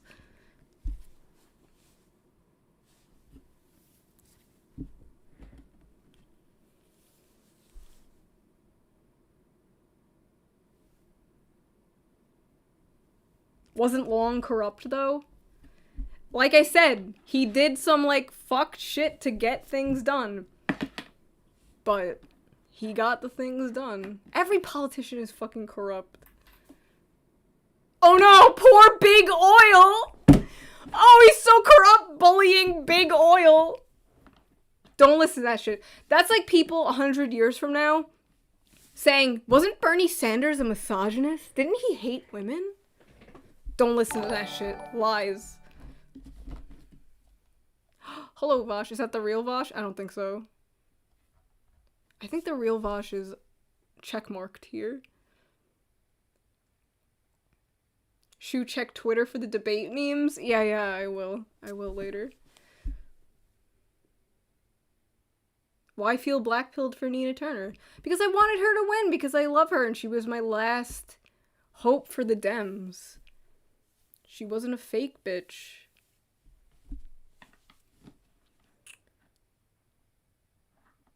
Although I do like... What's her name? India Walton? Is that her name?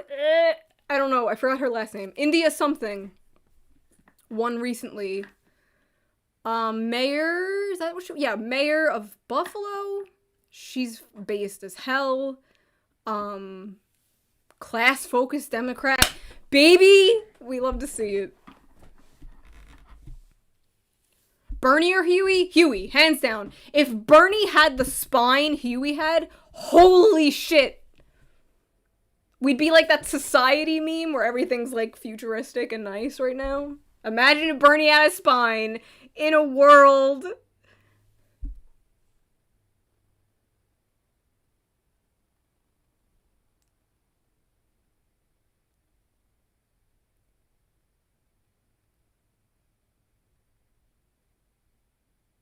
Yeah.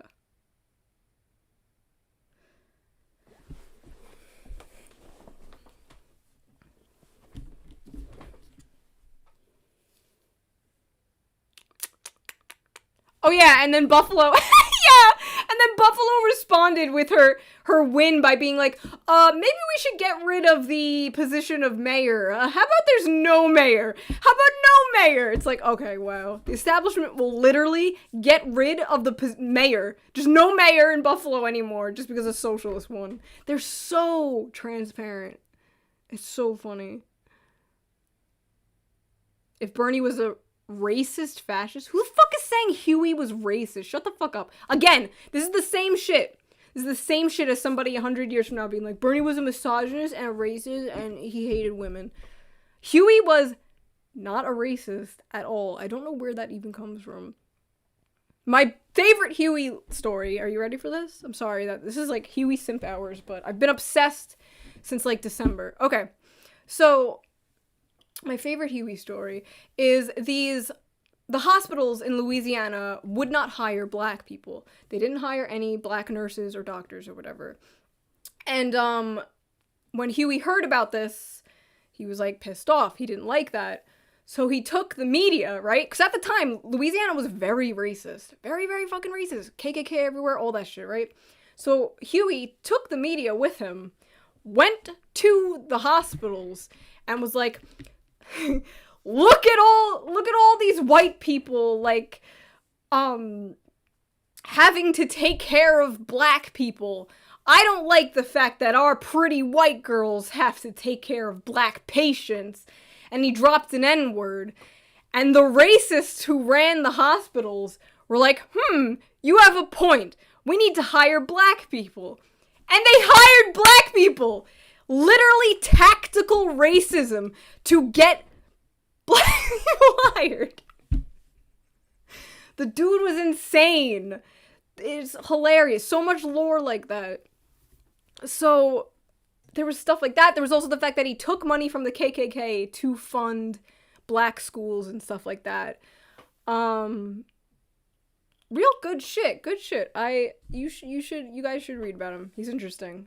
He's definitely flawed. He's definitely fucking a little bit authoritarian, but in like the good way. We stan a demagogue in this on this channel.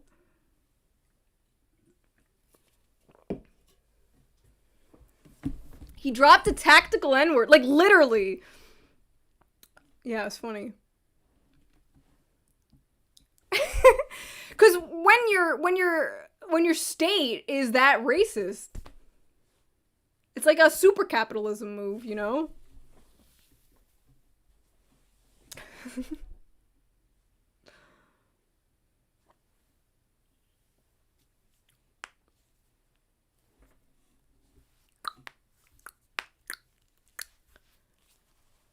Demagogue. Either way.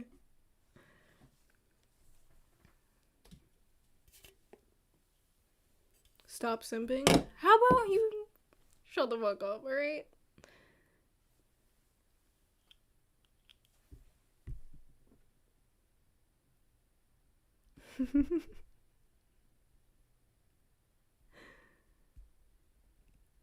If Huey Long was better than FDR, why was he president? I'm gonna ban you, Austin. Imagine being so based, you get killed. You get shot.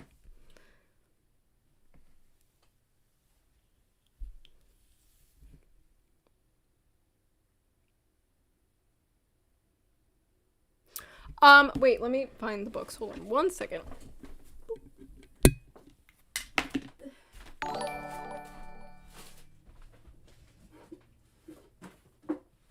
Okay. Holy fuck.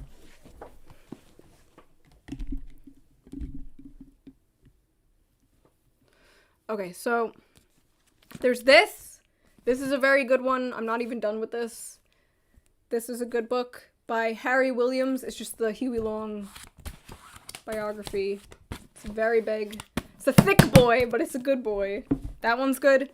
There's this. This was the first one I read. Every Man a King. He wrote this himself. This is great. Has like pictures in it. If you're one of those people like me who likes pictures. There's a whole bunch of befores and afters. So like before Huey, after Huey. Look at everything that was fixed. And there's like old political cartoons. And then this. This is his fan fiction he wrote of if he was president. If he became president, this is what I would do. Basically, that's what this is. My first days in the White House. Like, the man wrote a fan fiction.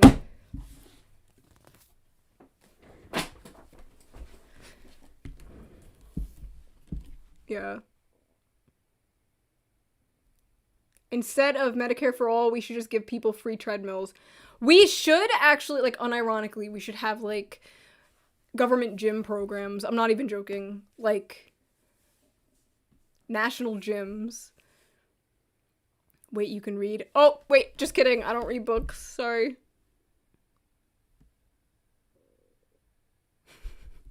Just lying.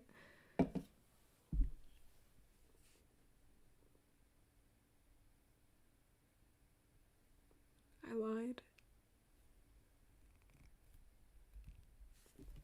Didn't Bernie Sanders own slaves?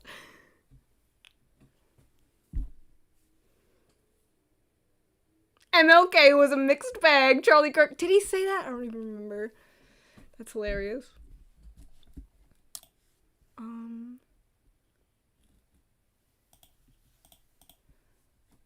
Boop. Libraries with gyms, yeah.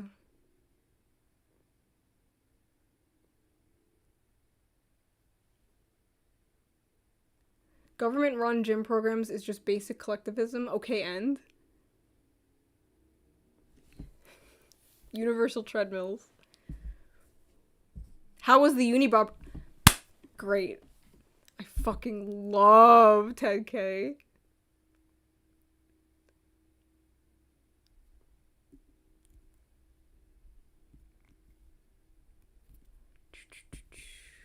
Walkable cities. Yeah. Walkable communities. Let's go.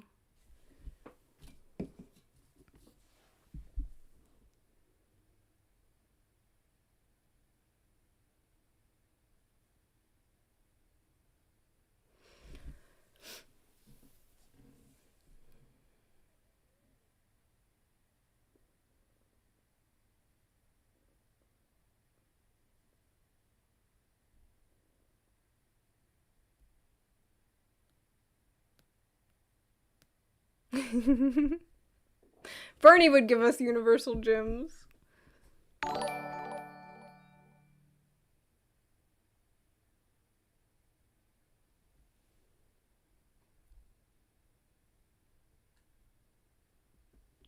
trying to read the chat. Sorry, I'm reading everybody's thingies.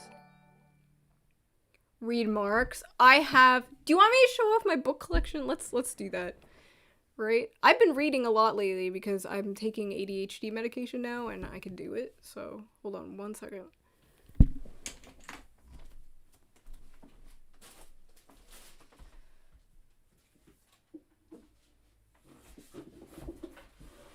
Okay. This is shelf 1.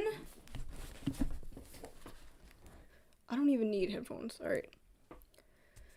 The Righteous Mind by Jonathan Haidt. Sorry that it's flipped. My camera does that stupid thing. The Righteous Mind. This was recommended to me by Stitch and Adam. I have not read this yet. Apparently it's good. I don't know. Capitalist Realism. This was recommended to me by a bunch of people because I'm so black-pilled. I read this. This is great. This is good. I recommend it. Yeah. Marx's Capital Illustrated was recommended to me because I have the mind of a 5-year-old and I can only pay attention to things when they're written in pictures. I have not read it, but it's super cute. It's super, super cute. There's just drawings and it will help me to understand. State and Revolution. Did not read it. Lenin. This is my left-wing part of my books. Canceling Comedians While the World Burns. Haven't read it yet. I really should. It's a critique on the left by Ben Burgess. I love him. I have a few of his stuff. He's great. Good. Cancel culture sucks and is stupid. The Road to Wigan Pier by George Orwell. Have not read it. Was recommended to me. Apparently it's good. 1984! Have read it. Finally. It's good. It's great. Classic. Everything's 1984. Animal Farm. Of course. We Were Feminists Once. Good book. Good book. I read this in 2018. It's basically about the commodification of, you know, girl boss feminism, t-shirts, mugs, how it just kind of became, you know, a fashion trend or whatever, and it's good. It's really good. The People's Republic of Walmart by Lee Phillips. Yeah, it was good shit. I think this is the Jacobin book. I have not read this yet, but again, a recommendation. The War on Normal People, Andrew Yang. I read this. Shit is good. I like Yang. I'm kind of sad that he lost, but he kind of like went off the rails a little bit, but the Antifa Handbook. Have not read this, but I needed it. All right. Next shelf.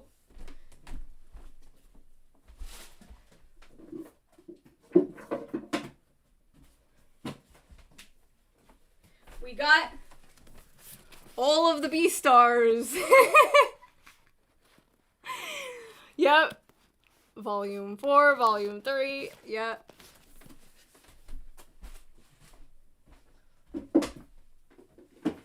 Okay. The rightoid section.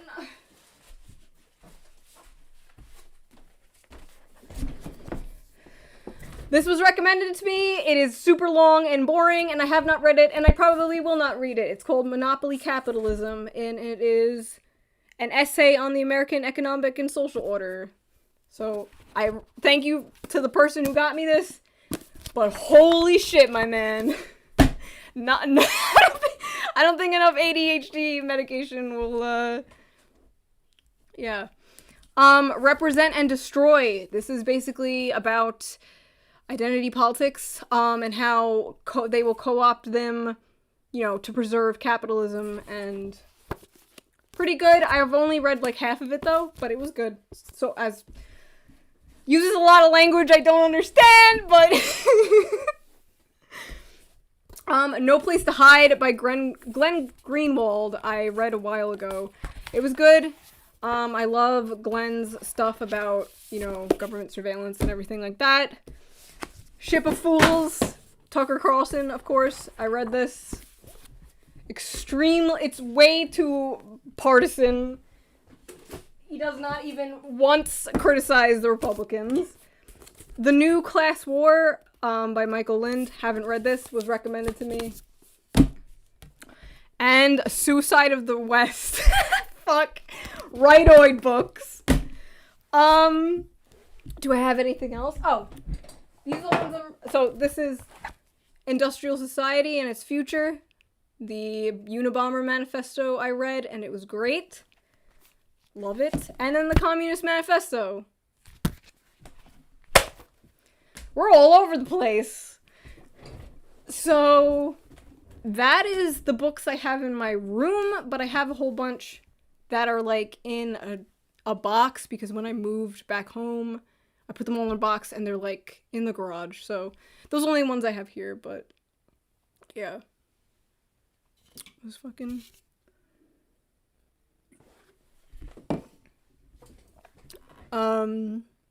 Yeah, those are all the books that I have here. Do you guys have recommendations? What should I read? No Chomsky? I do have Chomsky. Again, there's a whole bunch of books I've already read that are packed away. I have my Chomsky books. I have Manufacturing Consent. The Power one. What is the Power one again? The something Power. I have that. I read both of those. Manufacturing Consent, one of my favorite books. It definitely started me on my journey to becoming more black-pilled, but also, like, really good book about the media. Holy shit, I recommend it to everybody. Everybody.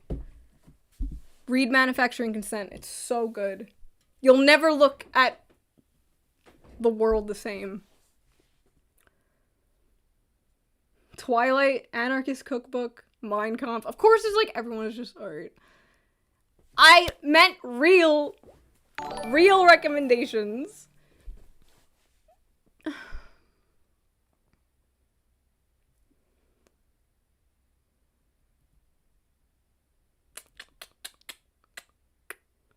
Oh my god, wait, I have Caleb's book. Wait. I have Caleb's book right here.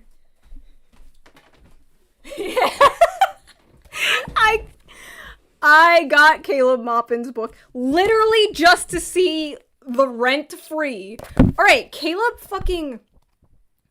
This is the most terminally online book. Here's my review of Caleb Maupin's BreadTube Serves Imperialism. Ready? This is the most terminally online book I have ever read in my fucking life. He talks about breadtubers who have like only a few thousand subscribers. Very small people. He, like, gossips about them.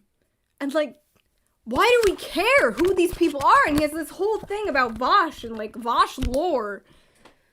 And it's like, Vaush is a video gamer. It's like, dude, this is gonna age like fucking milk in, like, 5 years, if even 3 years. Nobody's gonna give a shit. What is this? What is it? Very weird. Like, I agree with a lot of the things he said in it, like, about imperialism and stuff like that, and, like, libs and whatever, like, sure. But, dude, the whole YouTuber, like, what is this, man? It's like if I wrote a book. I've I've had offers to write books, and I've turned them down because I don't even know what I would write about. I'm such a boring person. Burger King, yeah. I don't really know who Caleb is. I know the Burger King meme, and I know that he doesn't like Vaush, and that's about it. And I know he's like a tanky or something, or I don't really know. But whatever.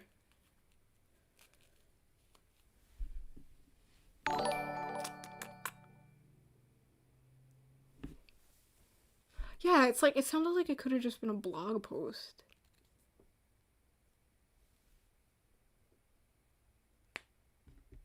What's your take on J-Reg? Drag? I really like his content. It's good. He's funny.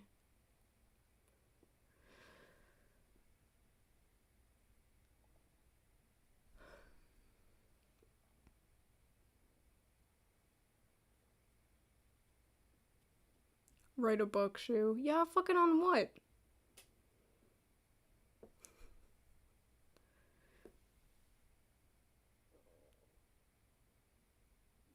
How do you lucid dream? Well, I've been a lucid dreamer since I was a kid, so I don't know how you do it. But it's very, very, very rare that I do not lucid dream.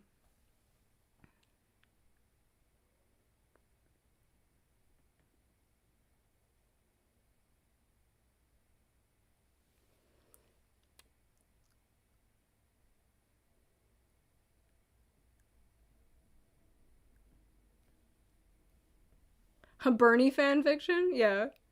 If Bernie was president. Talk about the ADHD meds. The side effects is I get very hyper. And sometimes I tend to hyper focus on things that are not important, like Twitter. You get sucked into it. If you ever see me rapid tweeting, I'm on a... I'm probably on the 30 mgs.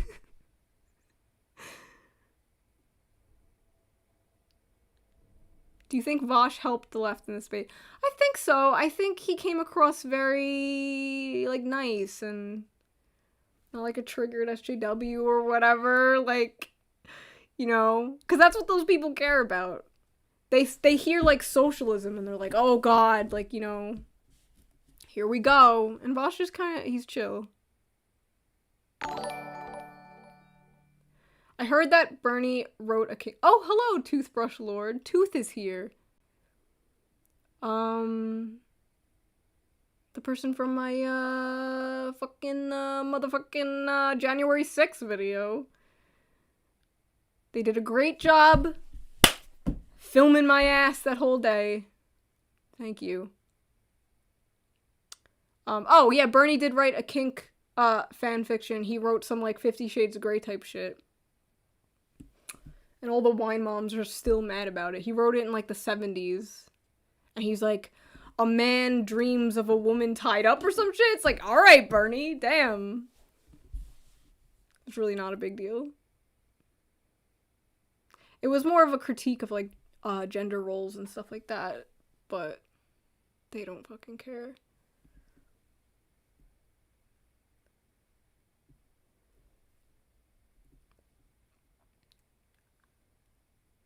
Yeah, next time I go to DC, I'm gonna go to the African American History Museum. I'm actually gonna go to it. I'm gonna make up for it by going to it. See, I'm sure it's fine. I'm sure it's fine.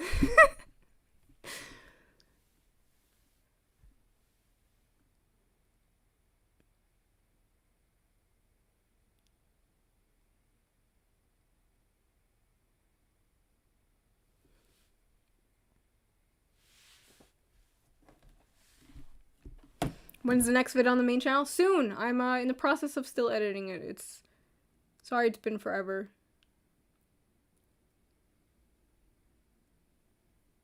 You're gonna like it though. It's gonna be long. It's gonna make up for the big gap.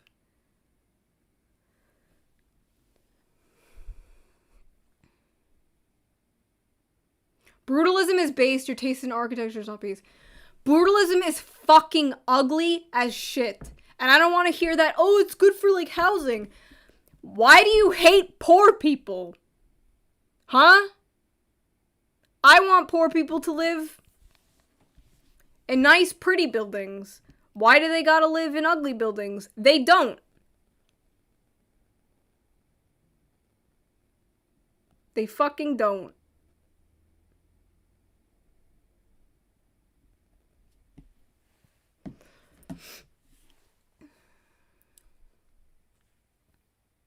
Brutalism needs to be banned. Unironically, it's so fucking ugly. They used to make buildings that make men feel small amongst God. And now, they build them that make you feel small amongst capital. Fuck them. Brutalism is so ugly. It's like so depressing. Because like libs hate anything beautiful. They do. I'm sorry, I'm saying it. They hate beauty. They always want to defy beauty standards. From the buildings to the other shit. Why? I don't understand it. I don't get it. Brutalism is not beautiful. You motherfuckers see a brick. And you like, oh, beautiful. Like, where, you see this. And you're like, oh, wow. Peak architect, like a block. Shut the fuck up.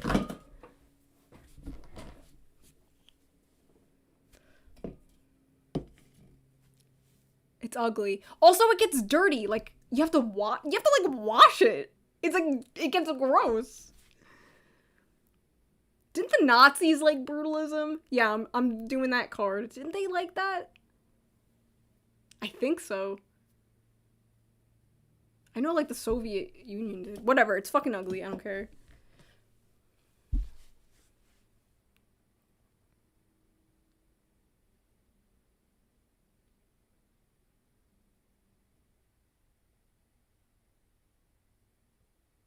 Everything gets dirty. Yeah, but brutalism especially looks gross. It gets, like, there's, like, dripping, like, black sludge and... Oh, it's so ugly. I gotta go to Italy before you fucking freaks tear it down. Replace it with the McDonald's or whatever.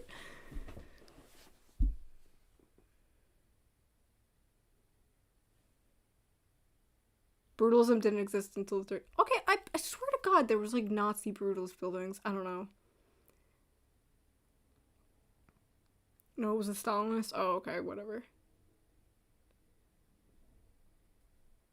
No, neoclassical or nothing, alright? In my society, everything will be neoclassical or gothic, okay? Everything! Banks, fast food restaurants, malls. Everything else will be demolished. Eco-brutal? Okay.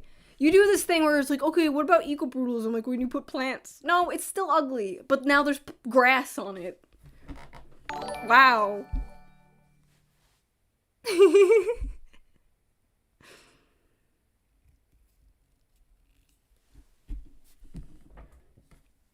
Neoclassical shit though? Well, I'm sorry that your eyes are broken. Where in Italy did your family come from? Florence. Goth McDonald's, yeah. Art Deco. Art Deco is nice too. Okay, there will be some Art Deco. You know what's nice? Soviet statues. Like those big, giant ones where like the dudes are like, we need more of that.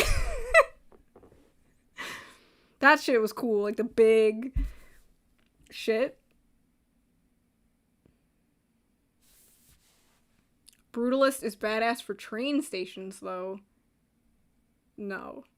Have you seen the train station in, like, where is it? I think it's in Russia? I'm not sure. They're really pretty. Gothic IHOP. Tomboy IHOP, yeah.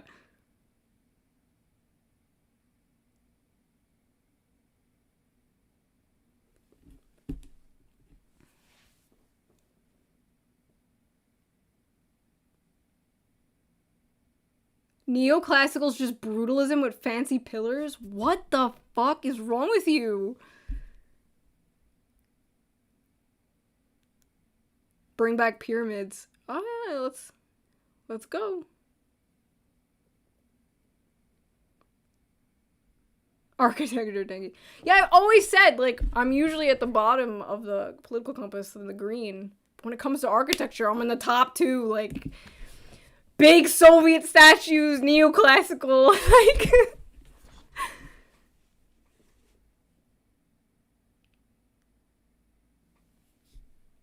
Tomboy IHOP, femboy Hooters. I like both.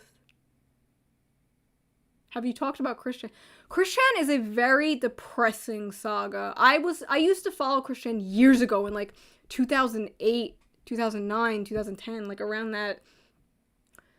And I stopped for years because it was just getting depressing. And now they're like getting arrested and holy fuck. Nina lost, yeah, I know. Himbo Hooters.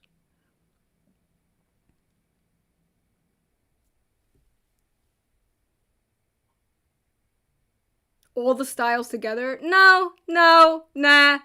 Brutalism, no brutalism, sorry. No styles altogether.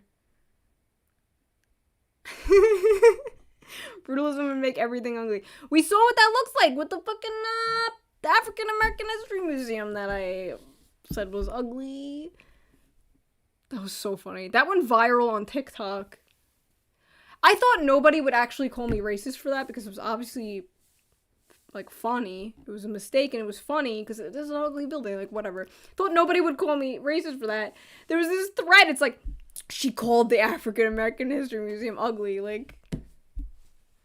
Why do they hate African American people so much? Why do they gotta make the building ugly, huh? That's pretty racist. Pod architecture. Yeah. Brutalism's boring. Yep. McMansions for the win. I don't know about that.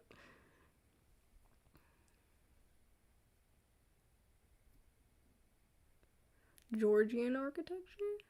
The museum looked dope. Listen, I'm going to go to the museum. I'm gonna see it up close. I'm sure it's pretty, but when it was combined with, like, the dark gray sky and it just looked like an evil layer. Like, I don't know.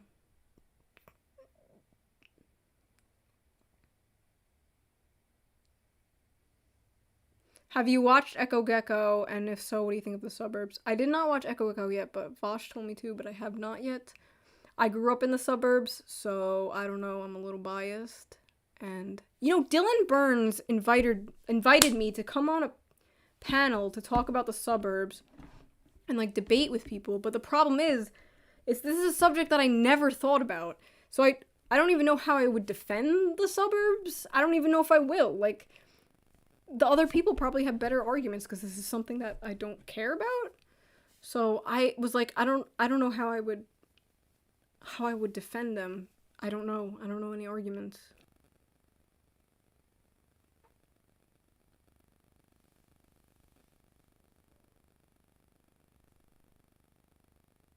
I love steampunk. Steampunk's cute, yeah.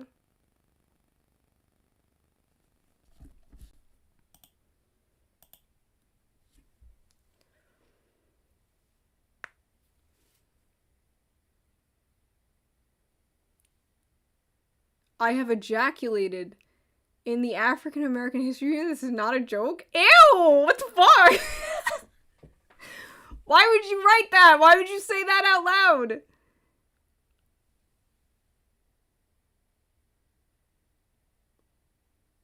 You live in New York, Shu? New York is a giant state. Do you think it's just the city? Did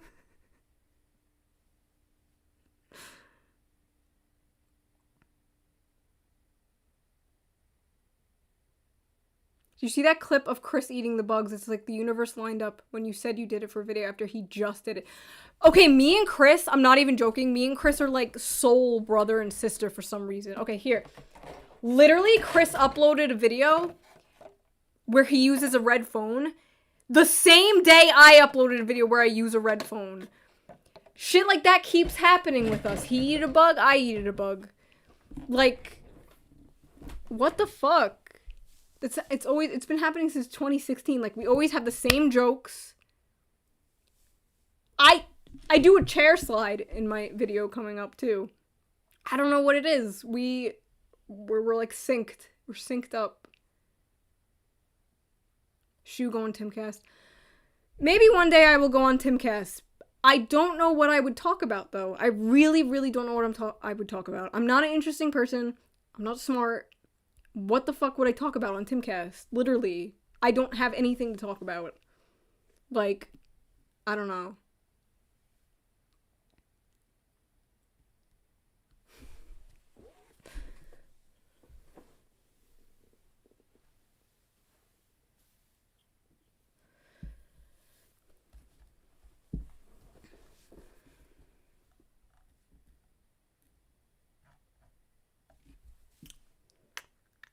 Our periods are synced up. Yeah.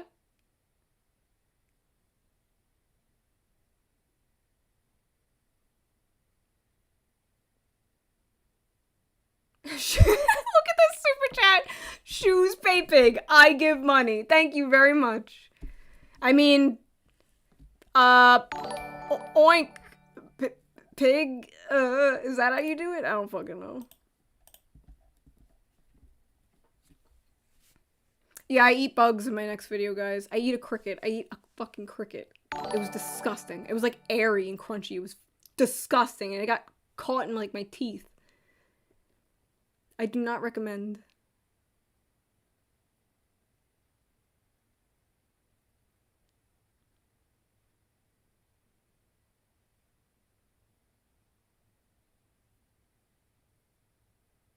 What are your thoughts on distributism? Also, do you still ID? Distributism is based as hell. I haven't looked into it, but from what I've seen, I agree with it. Do you still ID? I don't know. Social Democrat is the closest thing to what I am. But, man, if you went on by just, like, online, I do not fit in with Social Democrats at all. But, I don't know. But yeah, I still identify it. Okay, so, like, for, you know, practical reasons, I'm a social democrat, but would socialism be nice? Yes. Do I think it's possible? No. So I guess I'm just a black-pilled socialist.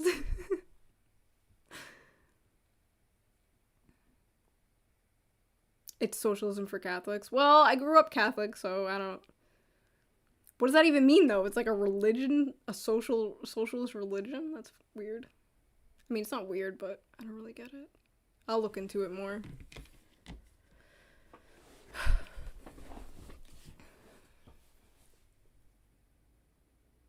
Oh my fucking god. Okay, stop. The pay pig shit. Stop. Thank you, but stop. Because I don't know if you're joking or not. And I'm not playing into that. That's a really destructive fetish. Findoming. So, a long time ago, I was about to make a video on findoming, like 2 years ago. And I looked into it because I thought it would be, like, funny and an interesting video. I looked into it. Sad fetish. People go into debt. People kill themselves. People get divorced from their wives and shit like that. If you don't know, findoming is financial domination. It's basically when people give money to people so those people, like, degrade them and whatever. Like, they'll call them a pay pig and they'll be like, you're worthless. Give me your money. And, you know, most of it could be fine, but it gets very, very destructive. Very bad.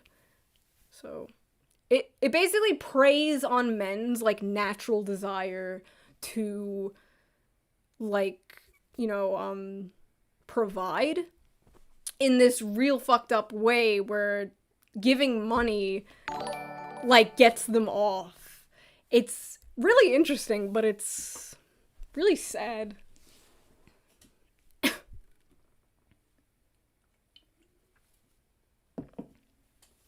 It's advanced simping, yeah, right?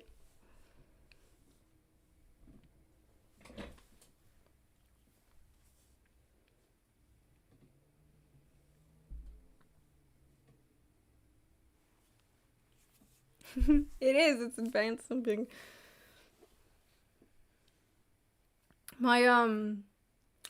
internet friends of mine, like young boys, kids, like 20 years old, right? Accidentally got caught up in findoming by accident. Some guy like messaged them and was like, hey, I'll pay you. Can you call me the F slur and stuff like that? And these young guys were like, sure.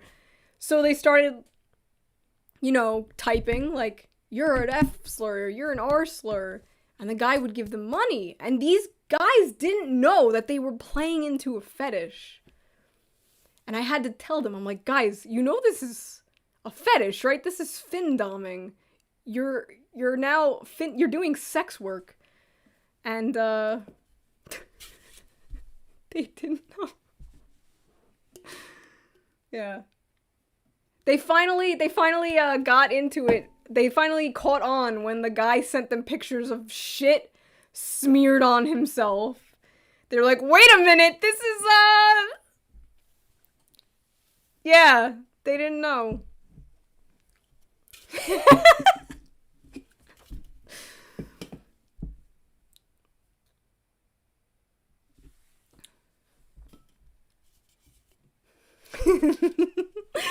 It was funny.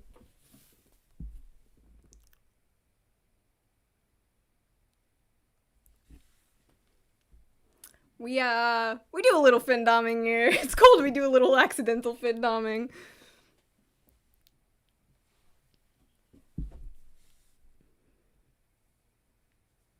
Yeah, it got weird. It got weird fast.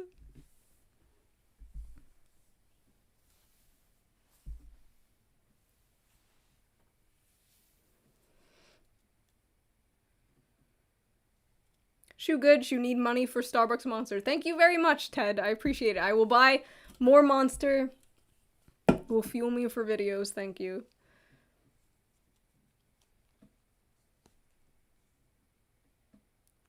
Not gonna lie, Charlie was actually pretty solid. I want to talk to Charlie Kirk now. So he was like, he did the whole class thing, right? I knew he was gonna do it. I told Vaush, this motherfucker's gonna be like, it's not about race, it's about class. You should have got his ass. Be like, okay, what do you want to do about income inequality? What are things that you put into place? How would you fix these class issues? I wanted to hear that. I wanted to hear it because I know that motherfucker is a fake bitch. So he didn't get on that though. I would talk to Charlie Kirk. You mix ADHD with yes. Yes.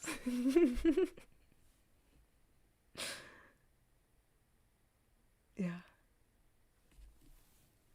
Yeah, foot fetish is nothing in comparison. Foot fetishes are interesting because, like, when you hear people describe why they have them, it kind of makes sense. Like, oh, feet are usually covered, and they're, like, sensitive, and they're, like, curvy or whatever. It's like, okay, you know, I guess. You know, I'm a hands and a forearm girl, so all women are. This is a, listen, you're hearing it from me right now. Women like men's hands, okay? It is a secret. It is a shared secret. It is an open secret between all of us. We're into it. Stop saying I'm sipping for Kirk. Absolutely fucking no. Stop. Don't make that happen. Charlie MLK was a mixed bag Kirk? No.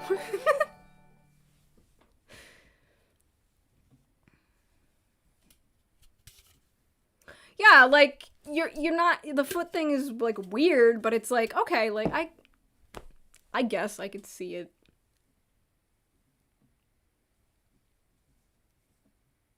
Stop looking at our hands, creeps.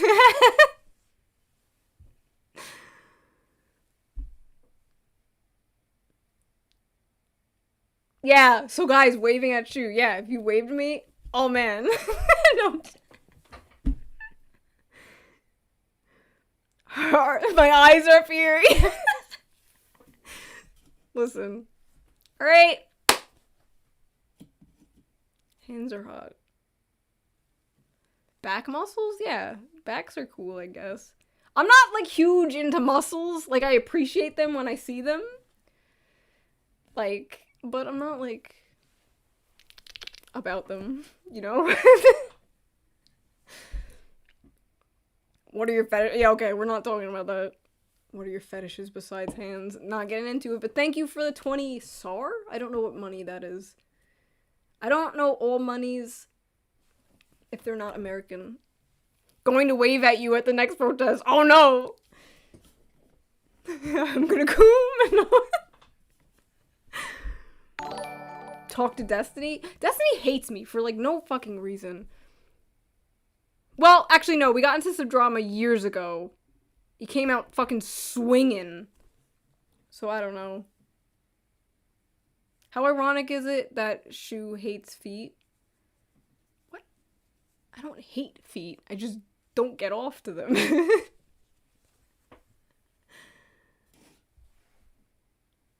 The ass. Yeah. How about them calves? Yeah.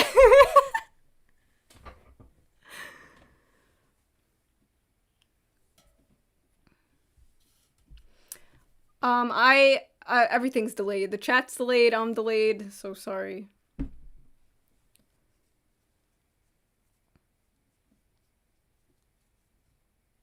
What happened to the skeptic community?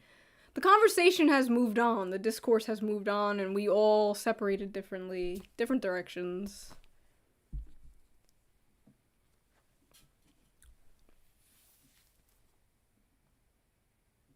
Like, no one's talking about manspreading anymore. Like, BuzzFeed isn't even talking about manspreading. Oh my god, wait, that reminds me. Okay. Remember that video I did? You know, the two of a thing I like together, like that classic BuzzFeed thing? I decided to do a Where Are They Now to the BuzzFeed girls. All fucking libs. Kamala Harris stands. You're supposed to improve and change over time. No.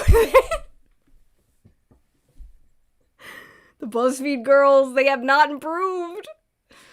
They have not improved. I hate to see it.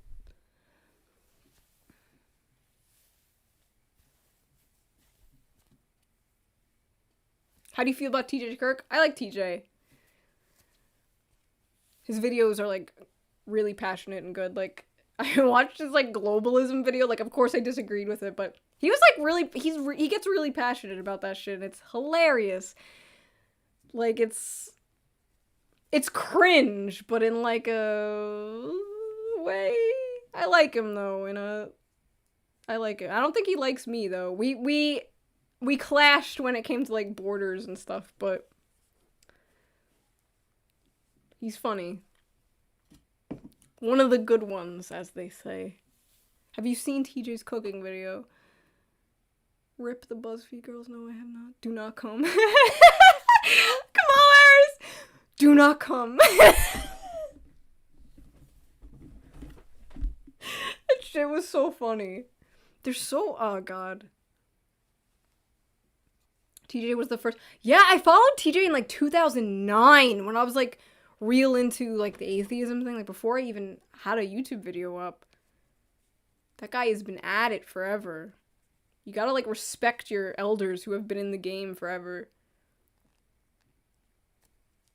That reminds me! Oh my god, wait. Do you remember that skit I did a million years ago? Because the feminists were like, about internalized misogyny. And the feminists were like, oh, sweetie, you don't get it, you'll learn when you're older. And then in the skit, it's like supposed to be my 30th birthday, and I have the cake.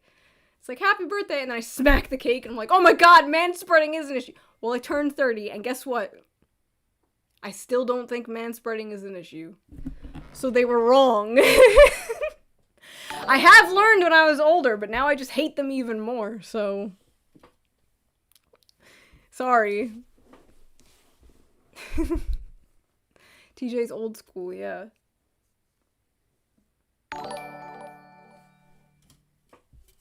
What about Thunderfoot? Thunderfoot makes great videos. He makes great science videos now. Like, really good. I think he was just published in, like, some, like, legit science magazine. So, like...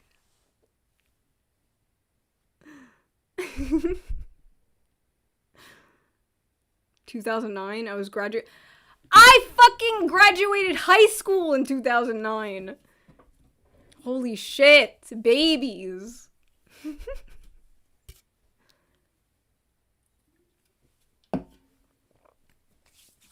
Boomer shoe, yeah. Basically dead.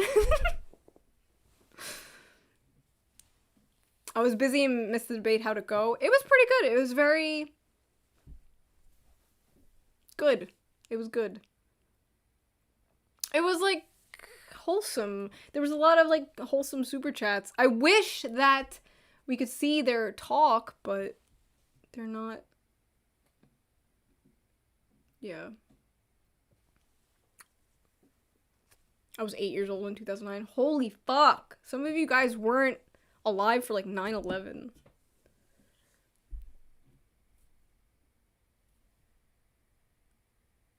Crazy. Favorite dinosaur? Dilophosaurus. My god, you're all fucking baby zoomers.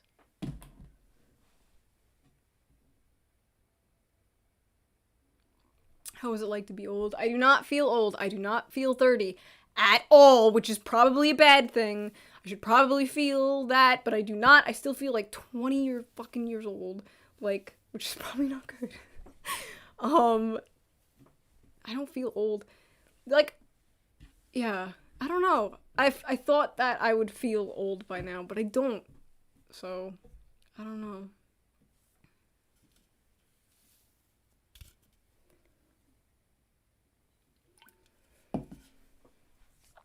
23? Yeah. Zoomers. The boomer crew.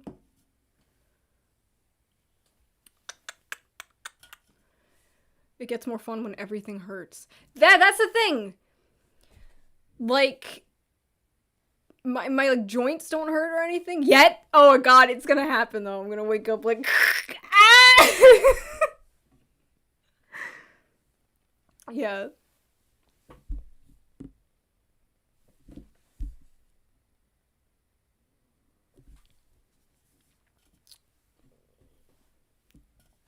Imagine not remembering 9/11.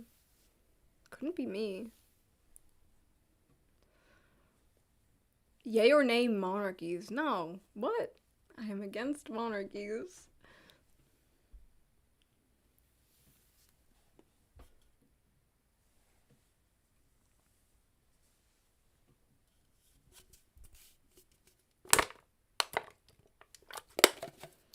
Alright. Are we done? I think we're done. It's winding down. This was fun. This was relaxing. I should probably stream more, maybe in the future. I don't know.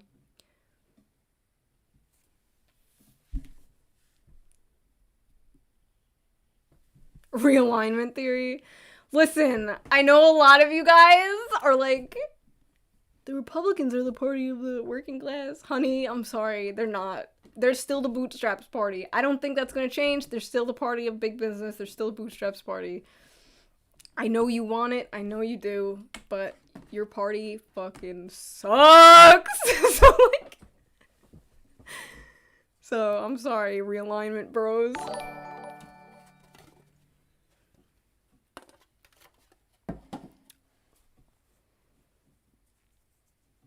Yeah, I should probably stream more.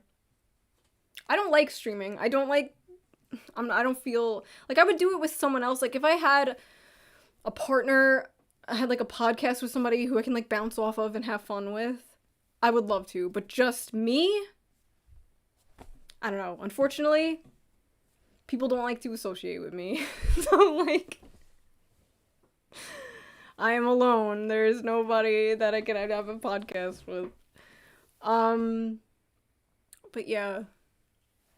Maybe one day.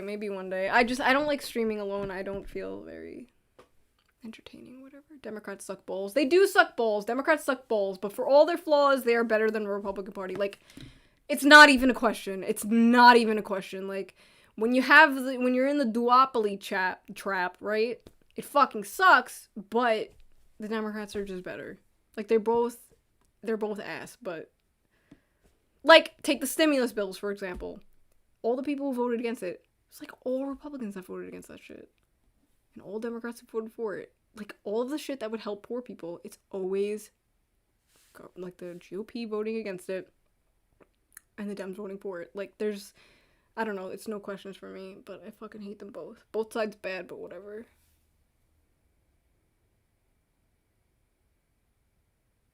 Yeah, giant douche and turd sandwich, yeah.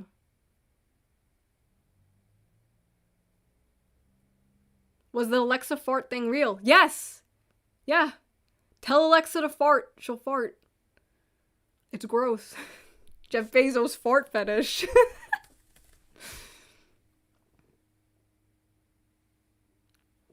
I would love to go back on the Snark Tank and not talk about politics with them because they're very funny, but I just want to like chill with them. It'd be cool to not talk about politics though. Do you watch Hassan? I've never seen a Hassan stream. I don't think he even knows I exist.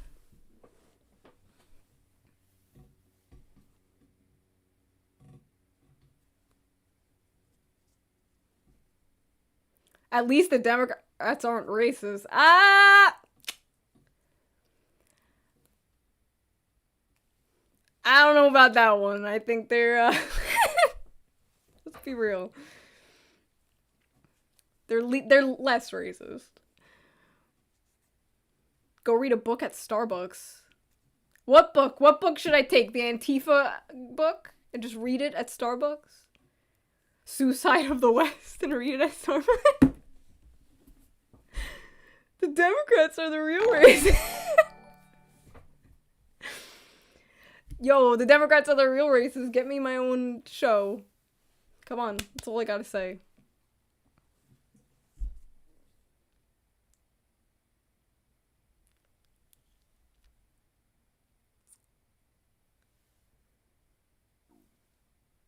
Alright, I'm hungry. I think I'm gonna order some chicken nuggies.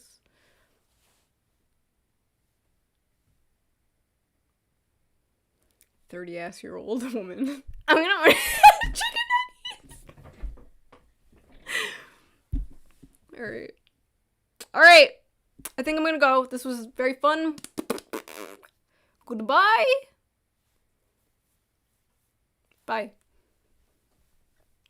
Bye, I love you, bye.